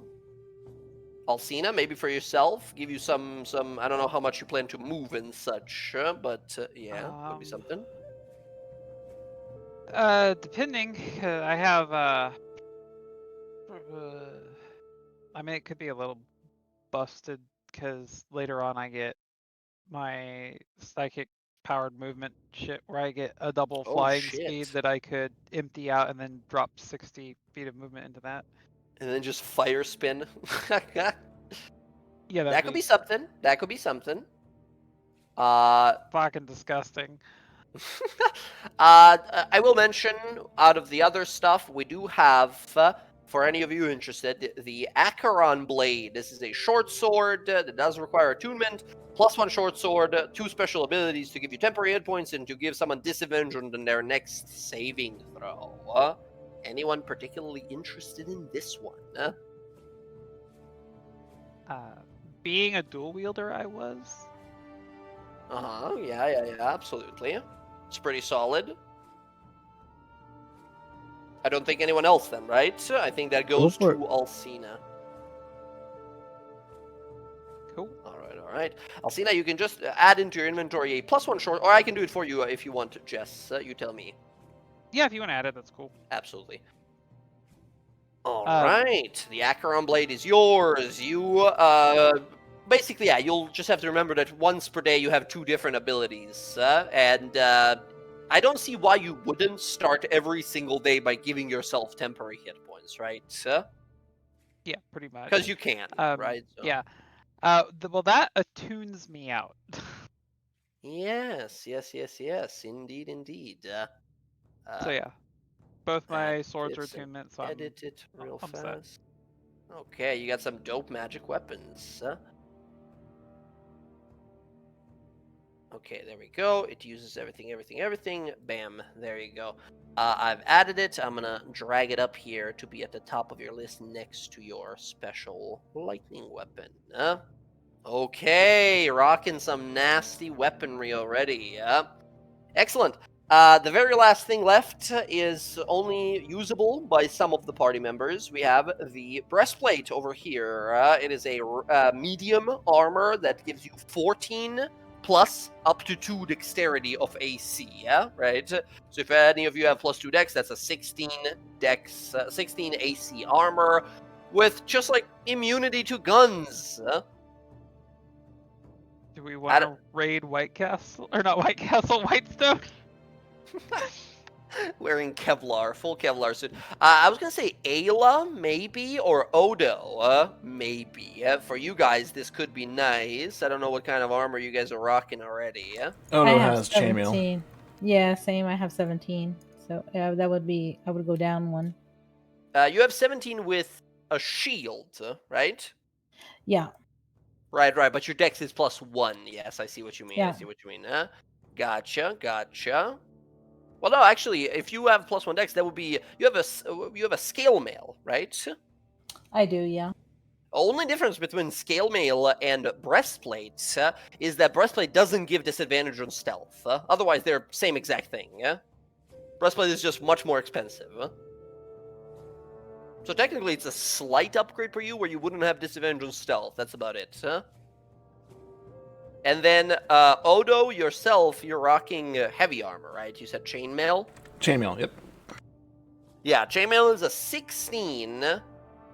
And you have a shield on with the +1 shield and such. Actually, I think it might be a slight upgrade? No, it would be the same exact thing, actually. Yeah, so both for Ayla and Odo, nothing would change. You would have the same exact AC, yeah? It's just that this armor doesn't give you disadvantage on stealth, basically. And immunity to guns, I guess, if that ever comes in play. Odo will take it if no one else wants it. Ayla, what do you say? Oh no. I mean, I'm good. Alcina doesn't seem to wear armor, best you guys can tell, but seems somehow mostly uninjured during this last fight you guys were having. Okay. Ayla, you said it's cool for him to have it? Yeah, I don't want it. All right. Odo, I'll add this to your inventory, yeah? Thank you. So my AC stays the same, but I have immunity to guns, yes? Pretty much. And you no longer have disadvantage on stealth. Just wait till we go to Port Damale and he picks a fight with a pirate, and the pirate's like, "Why won't you die?" What in the hells? Yeah. So is it only guns, or does that extend to all black powder weapons? Because this All lad could take black? a shot from a cannon. Yes, yes, that is. You're saying that correct. Okay. All right, you can load him into a cannon and he'd be No. fine. Hear me out. I have a bar scheme here. Okay. Alondra goes in and tells someone, "Hey, I bet you like 1,000 gold. You can't shoot that man with a cannon and kill him." Yeah. Absolutely. There we go. I've added your new breastplate in there. I've unclicked your chainmail, but it's still on you, so you can sell it whenever you feel like selling it. So, Okay, thank you. all right. Oh, and by the way, just for reference, Odo, what stats did you allocate as a part of that altar challenge you did? It was -1, -1, and +2, correct? Yes. I took -1 in charisma, -1 in intelligence, so they're both 10, and then I took 2 in dexterity. Oh wow, you actually Nice. evened out a bunch of your stats. Interesting, very cool. Okay, awesome. Rocking the high dex now, and we have Alcina, I believe, with now like giga strength, right? You're maxed out as well. So Hell yeah, yeah. she went. I took the -2 both in charisma. So I took both of those away from charisma. So I dropped Gotcha. it down to a -1, and then I Muscles did went up. the 2 into strength. Yep. Oh hell yes! Oh my god, very cool, very cool. Awesome. And then for Alondra, what did we do for Alondra's stats? I went negative into strength and 2 into a intelligence. Oh my god, your strength! I just It's saw terrible. that. It's like Oh, really boy. bad. What What did was you it going learn? to do? Decrease my wisdom more? That would be a I mean, terrible idea. that's you're right. Yeah, you're right. All right, fair enough. Very good. Yeah, that increases your like blade song and all of those bonuses. Yeah, and I such. already adjusted those bonuses. So Hell yeah. so I adjusted my AC too, so you can see it. It's 21 with blade song. Disgusting. All right, very good, very fun, excellent. The journey continues. We return to the The hairpin. Thing. Oh yes, so sorry. We do have one more item. I totally skipped over it. There was a dart, a magical weapon that is not attunement. Darts, for reference, are I think they're a thrown weapon, right? So they should be, I believe, a dex-based weapon. A dart is a finesse weapon, so technically you can use it with both. Darts do 1d4 piercing damage. They have a range of 20-60, so like a spear, basically. But this one is special. You can poison someone with it. Basically, once per day, a poison dart throw. What are we thinking? Realistically, this is probably either going to... this is a simple weapon. I want to say darts are a simple weapon. Let me see. Yeah, they're a simple range weapon, so technically all of you could use them. But realistically, it's probably best on, like, Alcina, Alondra, or Odo. And don't we all three have the new blessing thing or no? The what? What we just got did extra damage or no? Or was it just me? Wait, what? The The no, poison only damage. you. You're the only one. Oh, crap, because okay. You took the glass. Oh, that's part of the glass thing too? Yes, venom? because The you venom rolled one? super high. You got some extra benefits. Okay, gotcha. I or was looking levels at of it success. simply for a ranged option. It's a pretty good range option for you, honestly. I have plenty of ranged options, so Yeah. yeah. But Odo, what do you that's, think? Do you want to throw your name into the hat here, or is this one Alcina's? Alcina's. Alcina, you have the serpent dart, and it's a cool little thing. Yeah, you can totally use it as a hairpin. Oh yeah, it's like right back in like she like takes the braid, like wraps it up into a bun and sticks the. Hell there. yes, looking slick and deadly. Yeah, very good. And I believe that means Alcina as well. Well, actually, no. You said you're fully attuned, right? I was gonna say that fire dervish cloak, but I think that's just sitting in the party loot for now. All right. Unless someone doesn't have a attunement slot, then I would suggest, like, why not, right? Might as well grab it. But all I right. mean, Yeah, like I'll if like Morgana had it or Ayla, like if they ever get surrounded and they just could just It's spin in something, a right? It's circle. just movement. So. I mean, I'm not using any of my attunement slots. All the stuff I have is not Oh, shit. attunement. The pipes? No? No, the pipes are not attunement. Oh, the pipes are just just a thing. All right, fair enough. I mean, yeah, Ayla or Morgana, what do you guys think? You like the cloak or nah? Not your style. I mean, if it was like black flames, that'd be pretty cool. I'll say it somewhat changes to the personality of the user and such, but it'll still be big old shadowy fire or fire or moon fire. You know, it's fine. Totally fine. Yeah, I guess I'll use leave an it in there. attunement slot. I got Oh, all right. 3, so Alright, there you go. You have a fire cloak now that might help you escape melee attacks and such. That's not bad. All right, there we go. Friends, as we return back to our journey and begin our travel to Charis, the home and birthplace of our halfling fighter, let's take a little 5-minute break and continue right after. Very fun stuff, everyone. Be right back.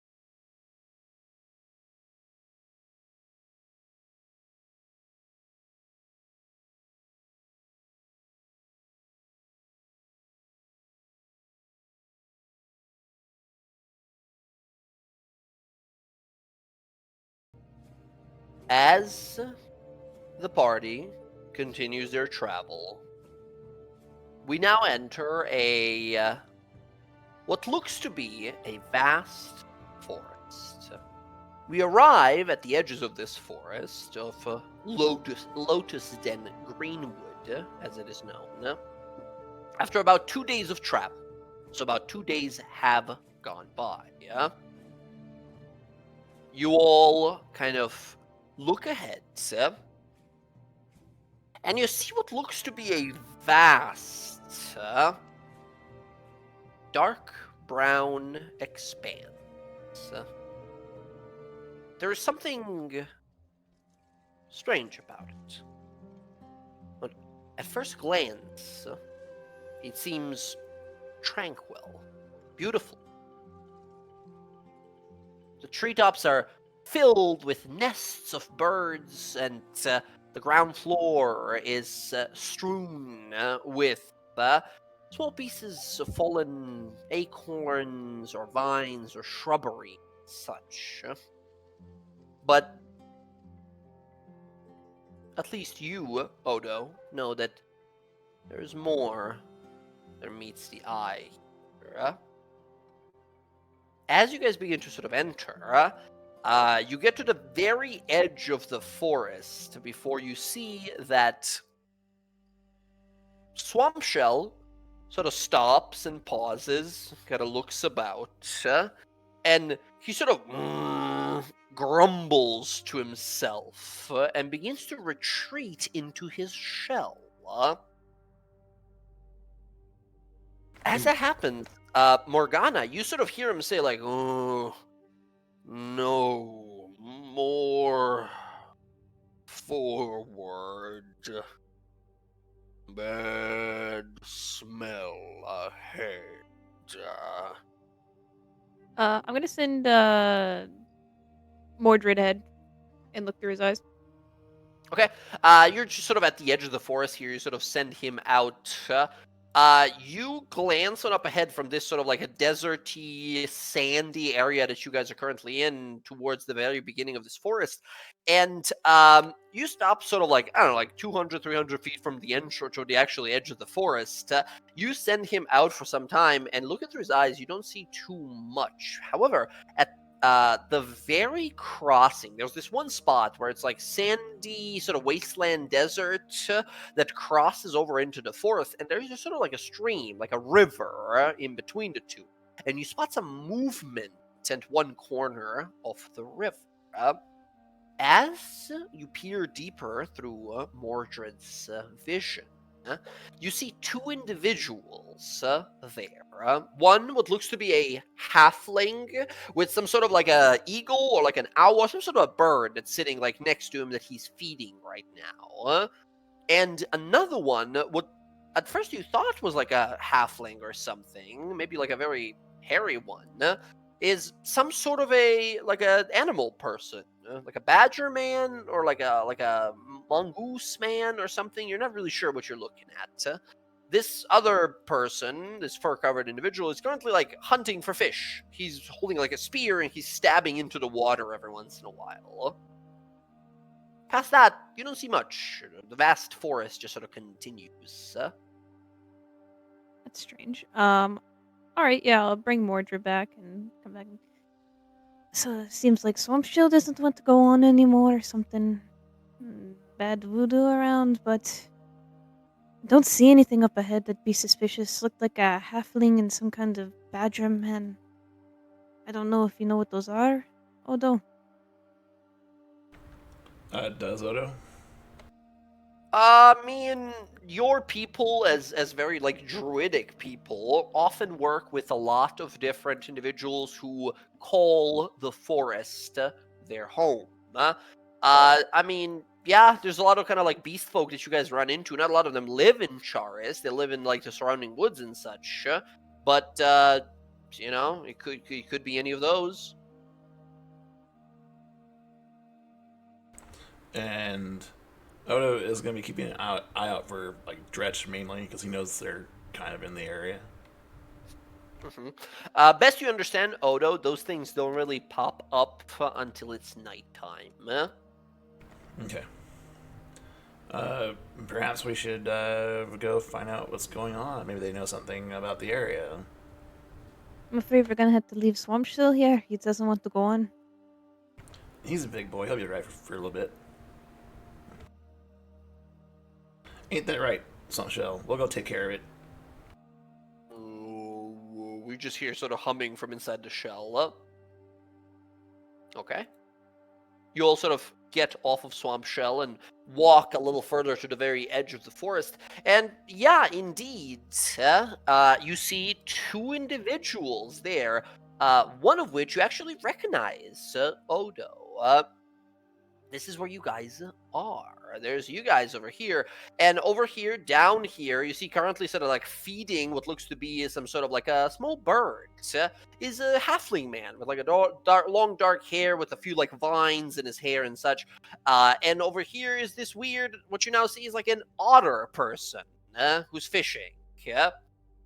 As you guys approach, Odo, you know most people in Charis, if not everyone. You're sort of a local hero there, if I'm being perfectly honest. This person you recognize. It's one of the very like young druids that live in the village. A lot of the people in the village are either like rangers or druids or some sort of some sort of fighters, nature using fighters and such. This individual you recognize, just one of these like village individuals who lives in Charis. His name is Kiwi. Kiwi Skipjump.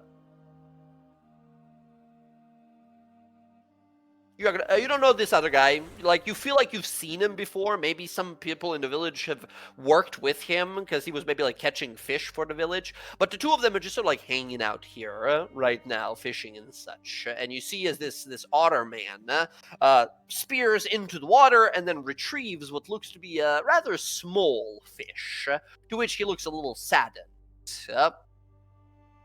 As you guys approach, do you attempt to be stealthy whatsoever, or do you No. just approach and say hi? Oh, Kiwi! yeah. Kiwi! Hey! Yeah, they both sort of like turn around to look, and this halfling kind of stares on up.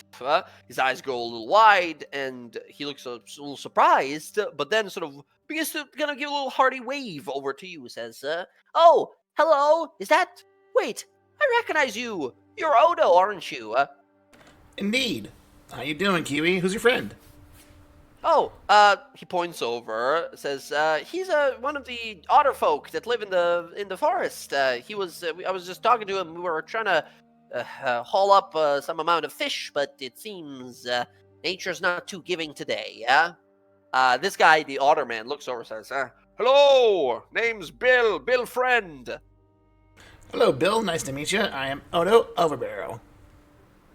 Sort of gives a little wave, and the two of them just sort of approach and look at you, and Kiwi sort of says like, "Oh goodness, look at all these tall folk you've brought with you. Friends of yours?" Friends I've made along the way. Yep. "Oh, are you coming back home? Things have been not as hectic, I suppose, but still pretty bad. Forest still moving, I'm afraid." I was hoping it wasn't. Just here stopping through, check on everyone before we continue on. Figured we could rest here for a day or two. "Oh, yeah, that's all right. I'm sure that the rest of the elders and the shamans and the druids back in the village would love to hear about all of your adventures and your travels. We've missed our shield." And he sort of gestures to you, right? And you guys realize that that's as if some sort of like an honorary title maybe that Odo has or something like that, as he sort of gestures to you and gives a big smile. Do tell, how have your provings and challenges and battles been? I find myself trying to prove my worth, but finding little to find myself worthy against. Wow, and this guy's obviously like younger than you, and he's like his eyes light up while like, that's awesome. That's pretty cool. That's super cool. All right, well, I mean, the forest is still rowdy at night, especially. I don't know.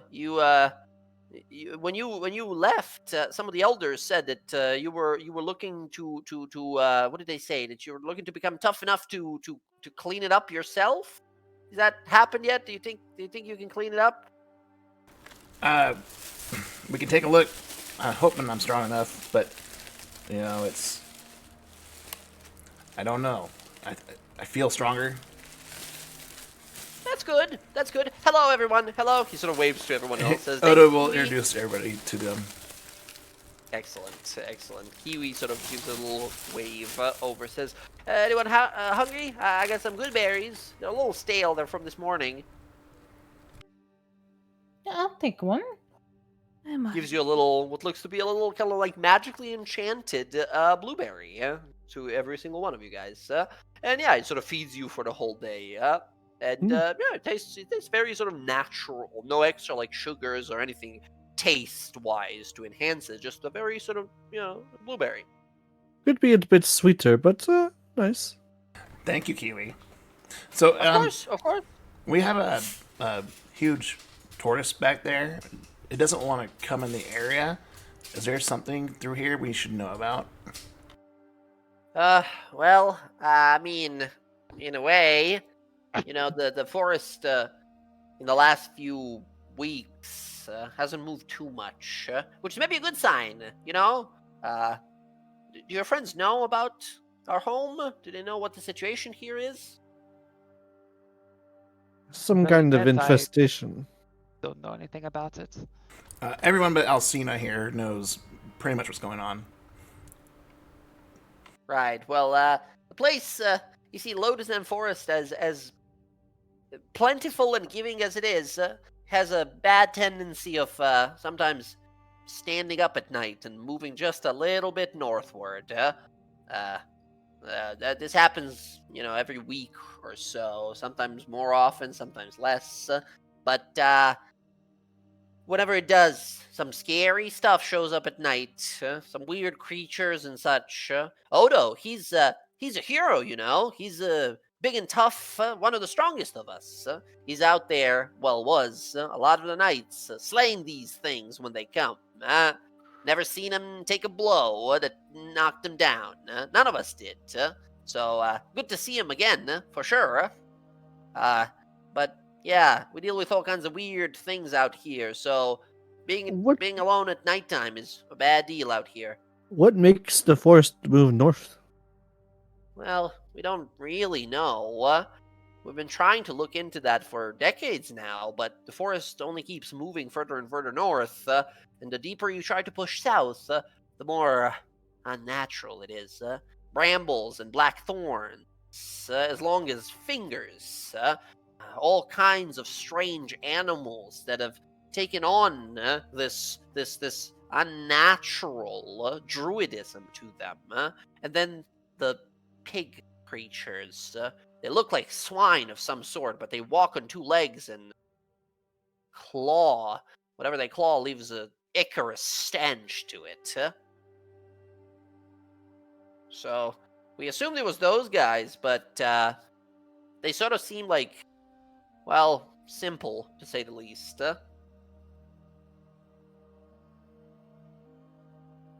This land has a curse on it somewhere, and we're trying to figure it out. Yeah. Does it look like the thing we encountered with the man that was like tied up and the spiders coming out of his mouth? Does it look that kind of like the way he looks like that? I mean, right here, no, you don't see any like spider infestations or cocoons or webbings or anything like that. You yourself, Ayla, I don't know if you have it, but as a cleric, I don't know if you prepared it for today or not. But as a cleric, you do have a spell that's called Detect Good and Evil, right? That might be something that Ayla might think of to do, like, maybe this will give me some more answers. Okay, yeah. But it doesn't have that kind of corruption feeling to it like it did in that. You're looking at it right now, it just seems like a forest, right? These both of them, like Odo seems a little like bummed out by it and such, and this Kiwi fellow is also like, yeah, this place, it's got a bad, like, kind of like cursed tendencies and such. But to the rest of you guys from around here, this looks like a vibrant, healthy forest. Which is weird. Once again, look at this crossing here, right? Desert immediately into greenery. Can I ritually cast Detect Magic? Yeah, easily enough. You can cast Detect Magic.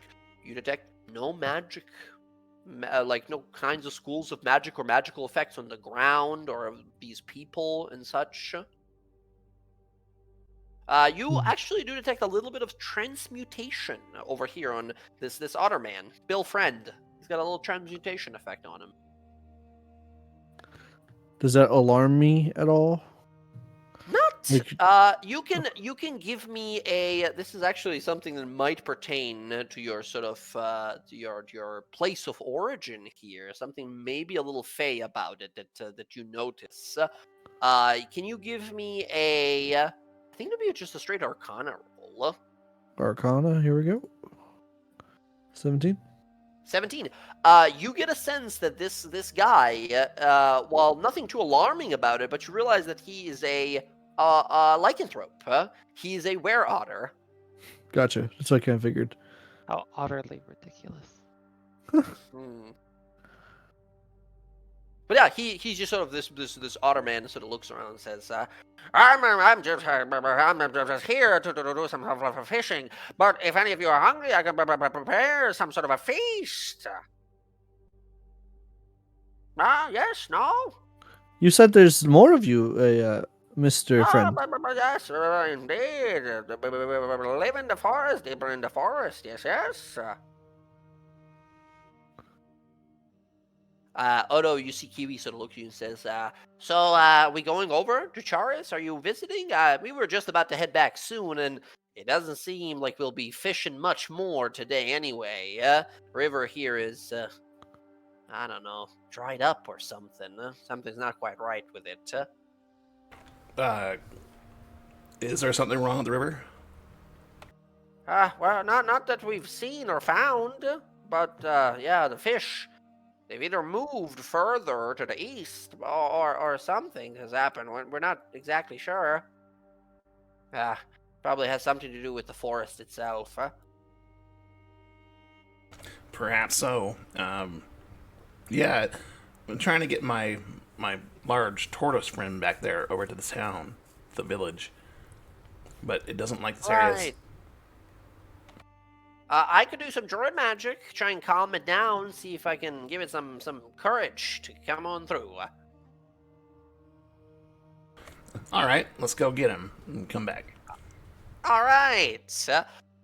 You watch as he turns into a little like raccoon and runs on along with you guys over to Swampshell, and he's gonna do a little sort of like animal friendship spell on our giant turtle friend, and with a little animal speech ability that he also has, Morgana, you will be able to hear him speaking to like on Swampshell, like, "Come on, buddy, come on, it's not that bad. It's not that bad. Just if you see something moving, just step on it. You're a big guy. You just step on it. It's perfectly natural for stuff to get squished. Come on, come on."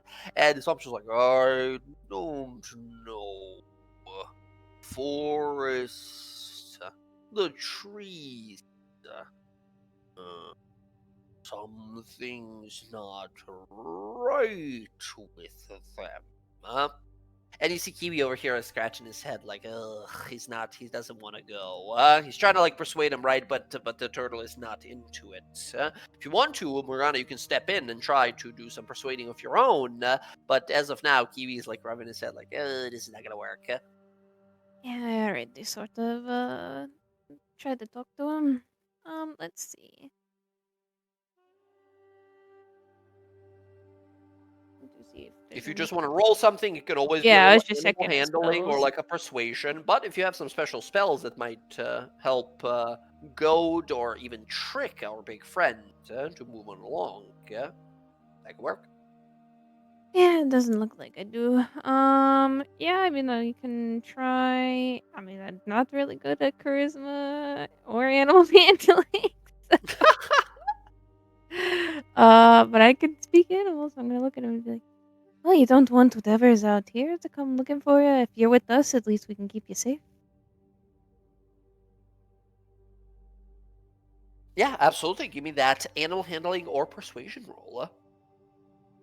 Oh, all right. Ooh, Take it. god damn. Yeah, you sort of speaking to him for some time, he eventually sort of laxes a little bit and says, "All right, if you say so." Kiwi looks sort of surprised, looks back to you, says, "My goodness, I didn't realize Odo's friend was a druid. It's a pleasure. But tell me, what circle do you hail from?" I'm not a druid. I see. He's a little like weirded out, but kind of like nods along. Goes, "All right, very well, very well." This guy catches up to Odo. Odo, for the rest of this journey, as you guys will be taking like a few hours to travel towards Charis. He's much younger than you. He's basically like just barely into like he's a teenager basically. Yeah, he's asking you like a million questions about all kinds of heroics you went on about, all kinds of battles you've been to, all the things that you've defeated and such. And he really like looks up to you basically. Yeah, this otter man stays with you guys for like a better part of an hour, but then he says little goodbyes and he heads off into the woods. As you guys will see, another individual sort of meet with them, what looks to be this like bipedal moose man, and together two of them just sort of like disappear into the woods. Take care, friend. Thank you. I'll see you next time.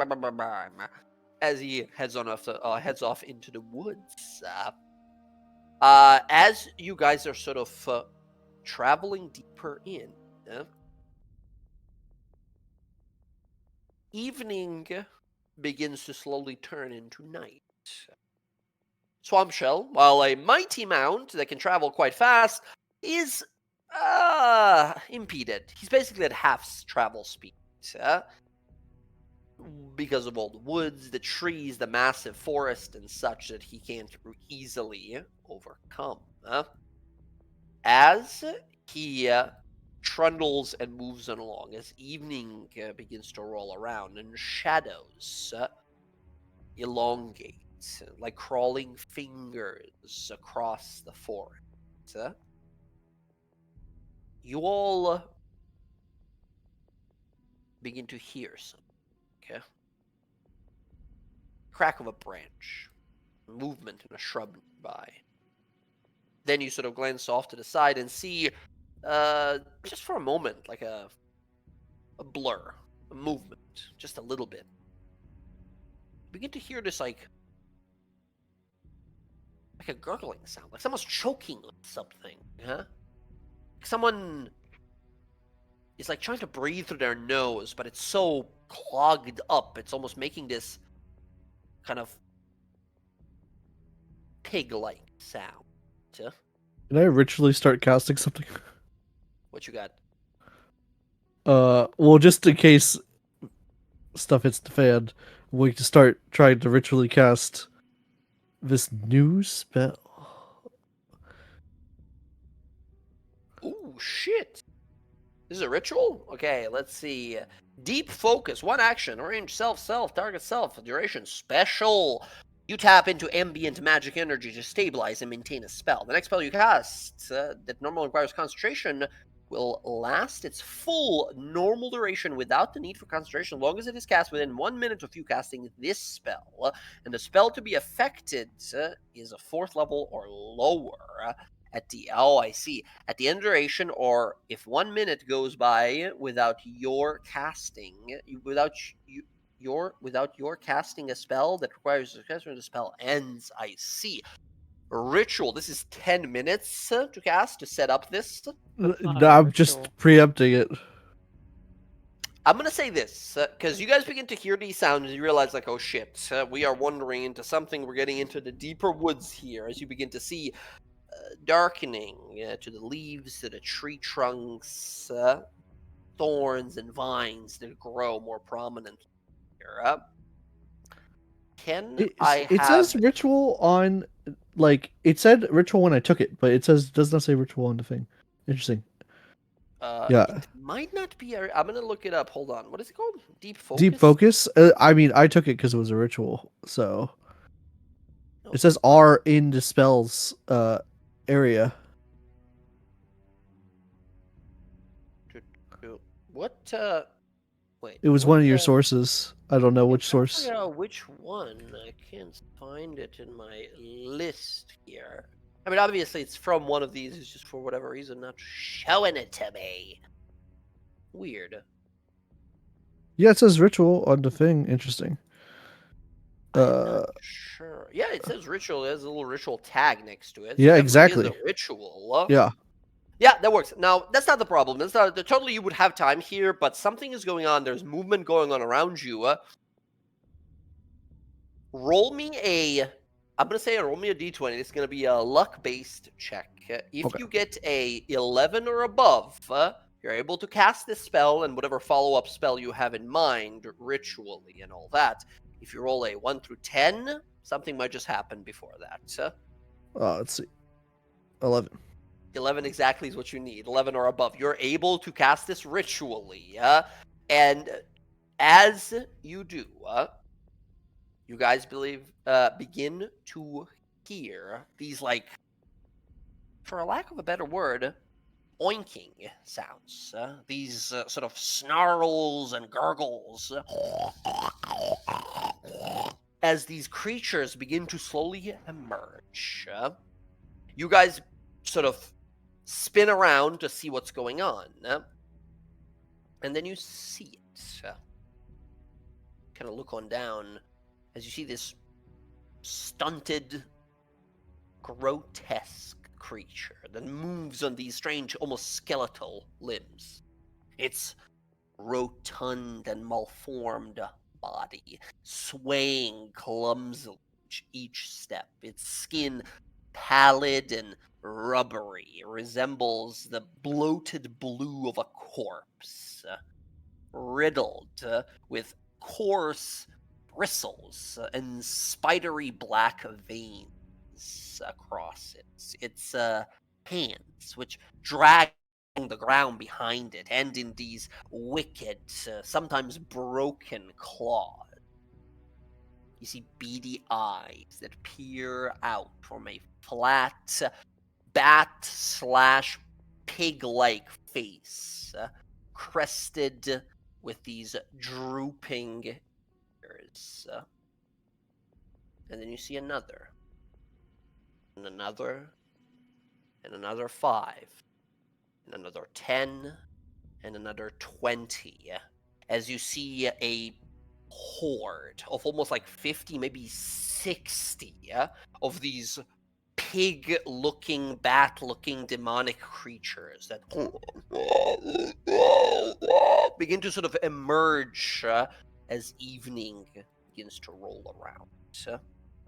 You all realize it's about to be a battle. You begin to gather your weapons. The moment they show up and a strange stench of theirs fills the air, Swampshell immediately retrieves into his shell. He hides almost immediately. Yeah. As Can I these ask a creatures... Oh, yeah. question? Between the tomb and here, was there ever any point where we slept? Yeah. 2 days have gone by. Yeah. Oh, okay, great. cool. Thanks. You guys are full. You're good. It's been. Sorry. I thought I mentioned, but if not, I apologize. No, you're fine. As you all look on ahead, as you leap down, Kiwi looks frightened. Immediately says, "Oh no, it's them! It's the Dretch! Oh shit!" As he begins to sort of like freak out. He's gonna immediately start trying to cast the spell, but no time for that. It's time for initiative. There's you guys. These are all these demonic creatures, malformed, pathetic monsters that begin to shamble out of the woods, ready to attack. You guys look around and realize, like, fuck, Jesus, that's a lot of them. As you look around, just time checking. Time checking? Yeah, Oh, it's yes, almost yes. 11:30. That's Yeah, why. no. I was about to say, no worries. Okay, cool. This is where we wrap up for tonight here. As yes, I don't want to go into too late. This could be a long combat. These are weak enemies, but it doesn't mean they can't be problematic, especially when there's like 50 of them in front of you. That's why I was like, oh. I Yeah, know. I no was thinking the worries, same no thing. worries. There's so many. Perfect. Can I have everyone roll initiative? Next time when we start, we'll maneuver around a little bit, position ourselves where we want to actually start this fight and such. But you guys are approaching from this side, and it's my presumption that you guys realize, like, oh, shit's going down. Turtle went back in. We're going to jump off and fight these rather than let them climb and attack the turtle. That's what I assume. Woo! Oh! Nice. Odo's got that fucking home turf advantage over here. His favorite terrain. All right. Okay. Let's see. Ayla, who gets the advantage? It's a tough one. Something to mention, I suppose, is you heard from Odo before that there's a lot of these like monsters in the woods here. If you knew you were going in there, that there could be dangers like you kind of expected. You also know that your friend Morgana has some like AoE abilities that can destroy multiple people at the same time, right? I mean, Odo is, always good to give it to him, but as you can see, Odo's got quite high dexterity. He's really good at initiative, right? Yourself, Yeah. never bad Nah. idea. Yeah, I never give it to myself. Fair, sure. Alcina, a new friend. A great way to make friends is by casting cool spells on them. Yeah, I'm gonna put evens, Morgana, odds, Alcina. There you go, Alright. Morgana. All right. That advantage? Is that what it is? Yeah, Yeah. roll it one more time. Wait, I thought I basically. was odds. Oh. Oh, Wait, did well, I never say mind. that? Yeah. I think you. Yeah, you did. You said Uh, evens is Alcina actually, and I That swear is that's what I thought I wait, the other said. way around. I don't actually. No, I heard evens Morgana, odds Alcina. I don't know. I only heard her. I only heard Jen say like, "All right, it's Morgana." So I think we go with that. I suppose. I'll say I we'll go swore with I that. thought I said it the I'll say, opposite. for the fairness of it, I'll say we'll go with that since Emily already rolled there, and Yeah, and it was devastatingly worse. enough, it went even worse. Somehow. I feel denied. Oh, I yeah. apologize, but we rolled the dice already, and it's fine. It's fine. We got a lot of these enemies. We got quite a few people rolling quite high. Enemies, right in the middle of all of it. Did Alright. did Odo tell us what kind of creatures these are? Like, He would have. Odo, what do you want to tell them a little bit about these from what you've sort of learned before? Or do you want me to just sort of recite some stuff? Oh, please recite some stuff.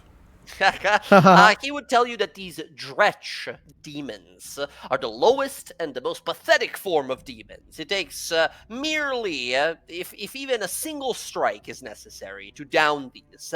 It's just that they keep coming out of nowhere, and there's a lot of them. Now, they are demons, and those of you who have fought demons before know that, well, demons, they are sort of good against elemental stuff. So using like cold, fire, lightning is probably not going to be super effective against them. And of course, much like any devil, demon, or fiend, they're probably not going to care for poison damage whatsoever. Other than that, they're weak and pathetic. It's just that there's a lot of them. That's what he, at least, would probably know, having slain dozens upon dozens of these things before. so they're a fiend potentially. Some sort of a fiend, yes, some sort of a demon creature. Gotcha. All right. Well, everyone, we're gonna pause the session here. I have for a tonight. quick question Oh, yes, for yes, actually of this course. coming weekend. Yes. So Emily's not going to be here, and my downtime was contingent on her being here because I was going to go see Samira. Mira. Oh, gotcha. Well, once again, we can totally do like text RP, or if you guys are up for it, we can try for a Monday reschedule instead, if that is any better. I am looking at my schedule. 1 second. Maybe. I mean, I'm getting home kind of later on Monday, so I've already been gone for a few days, so there might be things I have to catch up with on Monday. Makes sense. We could. I'd rather not just like wait a whole session and such, but I understand for like RP purposes, it's pretty cool to have the person around, of course. I mean, tough call, I suppose. I'd hate for you guys to miss D&D when possible. We could talk about possibly some sort of a reschedule. We could You guys always can't do. play this. Uh, Okay. you guys are unavailable for Wednesday, right? Wednesday doesn't work because you guys have like this other game on Wednesdays, right? Yeah. Yeah. Unfortunately, that's like my only other free day. Yeah. Once again, we can always just have that part of the downtime, right? Play out next time that both of you guys are present, aka like the week after, right? But everything else you would do for your downtime, as well as everyone else would, we would just play out as normal. So I think, unless you guys are opposed to it, we play still, and whatever doesn't get played out in downtime, we catch up on it next time, Emily's around. Yeah, because I'd like to play Sunday's campaign. We haven't played that game in a while. It's been a Like, while, right? I wanna. yeah, we It's beat a casual. dragon. I want to, like, We gotta loot and get a bunch of stuff. exactly. So I think that's the sort of that's the call to make here. We're gonna play, and everything else that doesn't get played out, we're gonna like play that out later. And once again, we do have the text RP for anything else. So yeah. But yeah, no. That said, friends, that's gonna conclude it for tonight here. Thank you all so much for playing. It's always a good time rolling dice with you all. I'm super glad we're sort of getting back into our like scheduled weekly program where we actually play. Sunday, a little unfortunate we're gonna make it last time, but that's all right. We continue soon. So yeah. Thank you for the game. That was fun. Yeah. Okay. Yeah. Awesome stuff. I'm gonna bounce myself. I got some stuff to get to today myself, so I will leave you guys to it. GG's and good night from me, friends. Night, Night. everyone. Night. Peace out. Good night, friends. Right.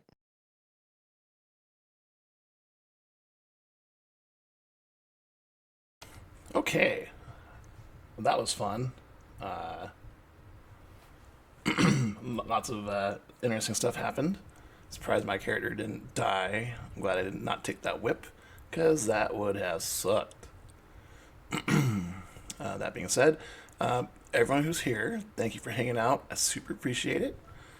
We will be back on Sunday for the Dawn Guard campaign. I'd like to try and stream before that, but I've got a lot of stuff going on, and I don't know that that's going to happen. Let's see who's on.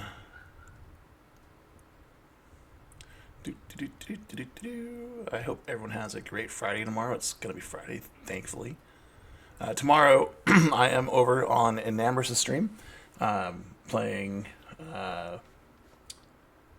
right, tomorrow? Was it tomorrow? Or is it Monday? I might be mistaken. Tomorrow I'm playing a Snap team. Jitashi is going to be our GM. And it'll be over on Enamorous' channel. That should be fun, playing my Magician Kid. My little coward boy who's trying to leave his mark. Yeah. Lots of fun. Lots of tense stuff. I think Jade's going to throw a lot of stuff at us, and I'm kind of worried for my boy. Let's see. Yep. We're going to go see Mr. Chicken Burrito. Have a lovely night, everyone. Thank you very much.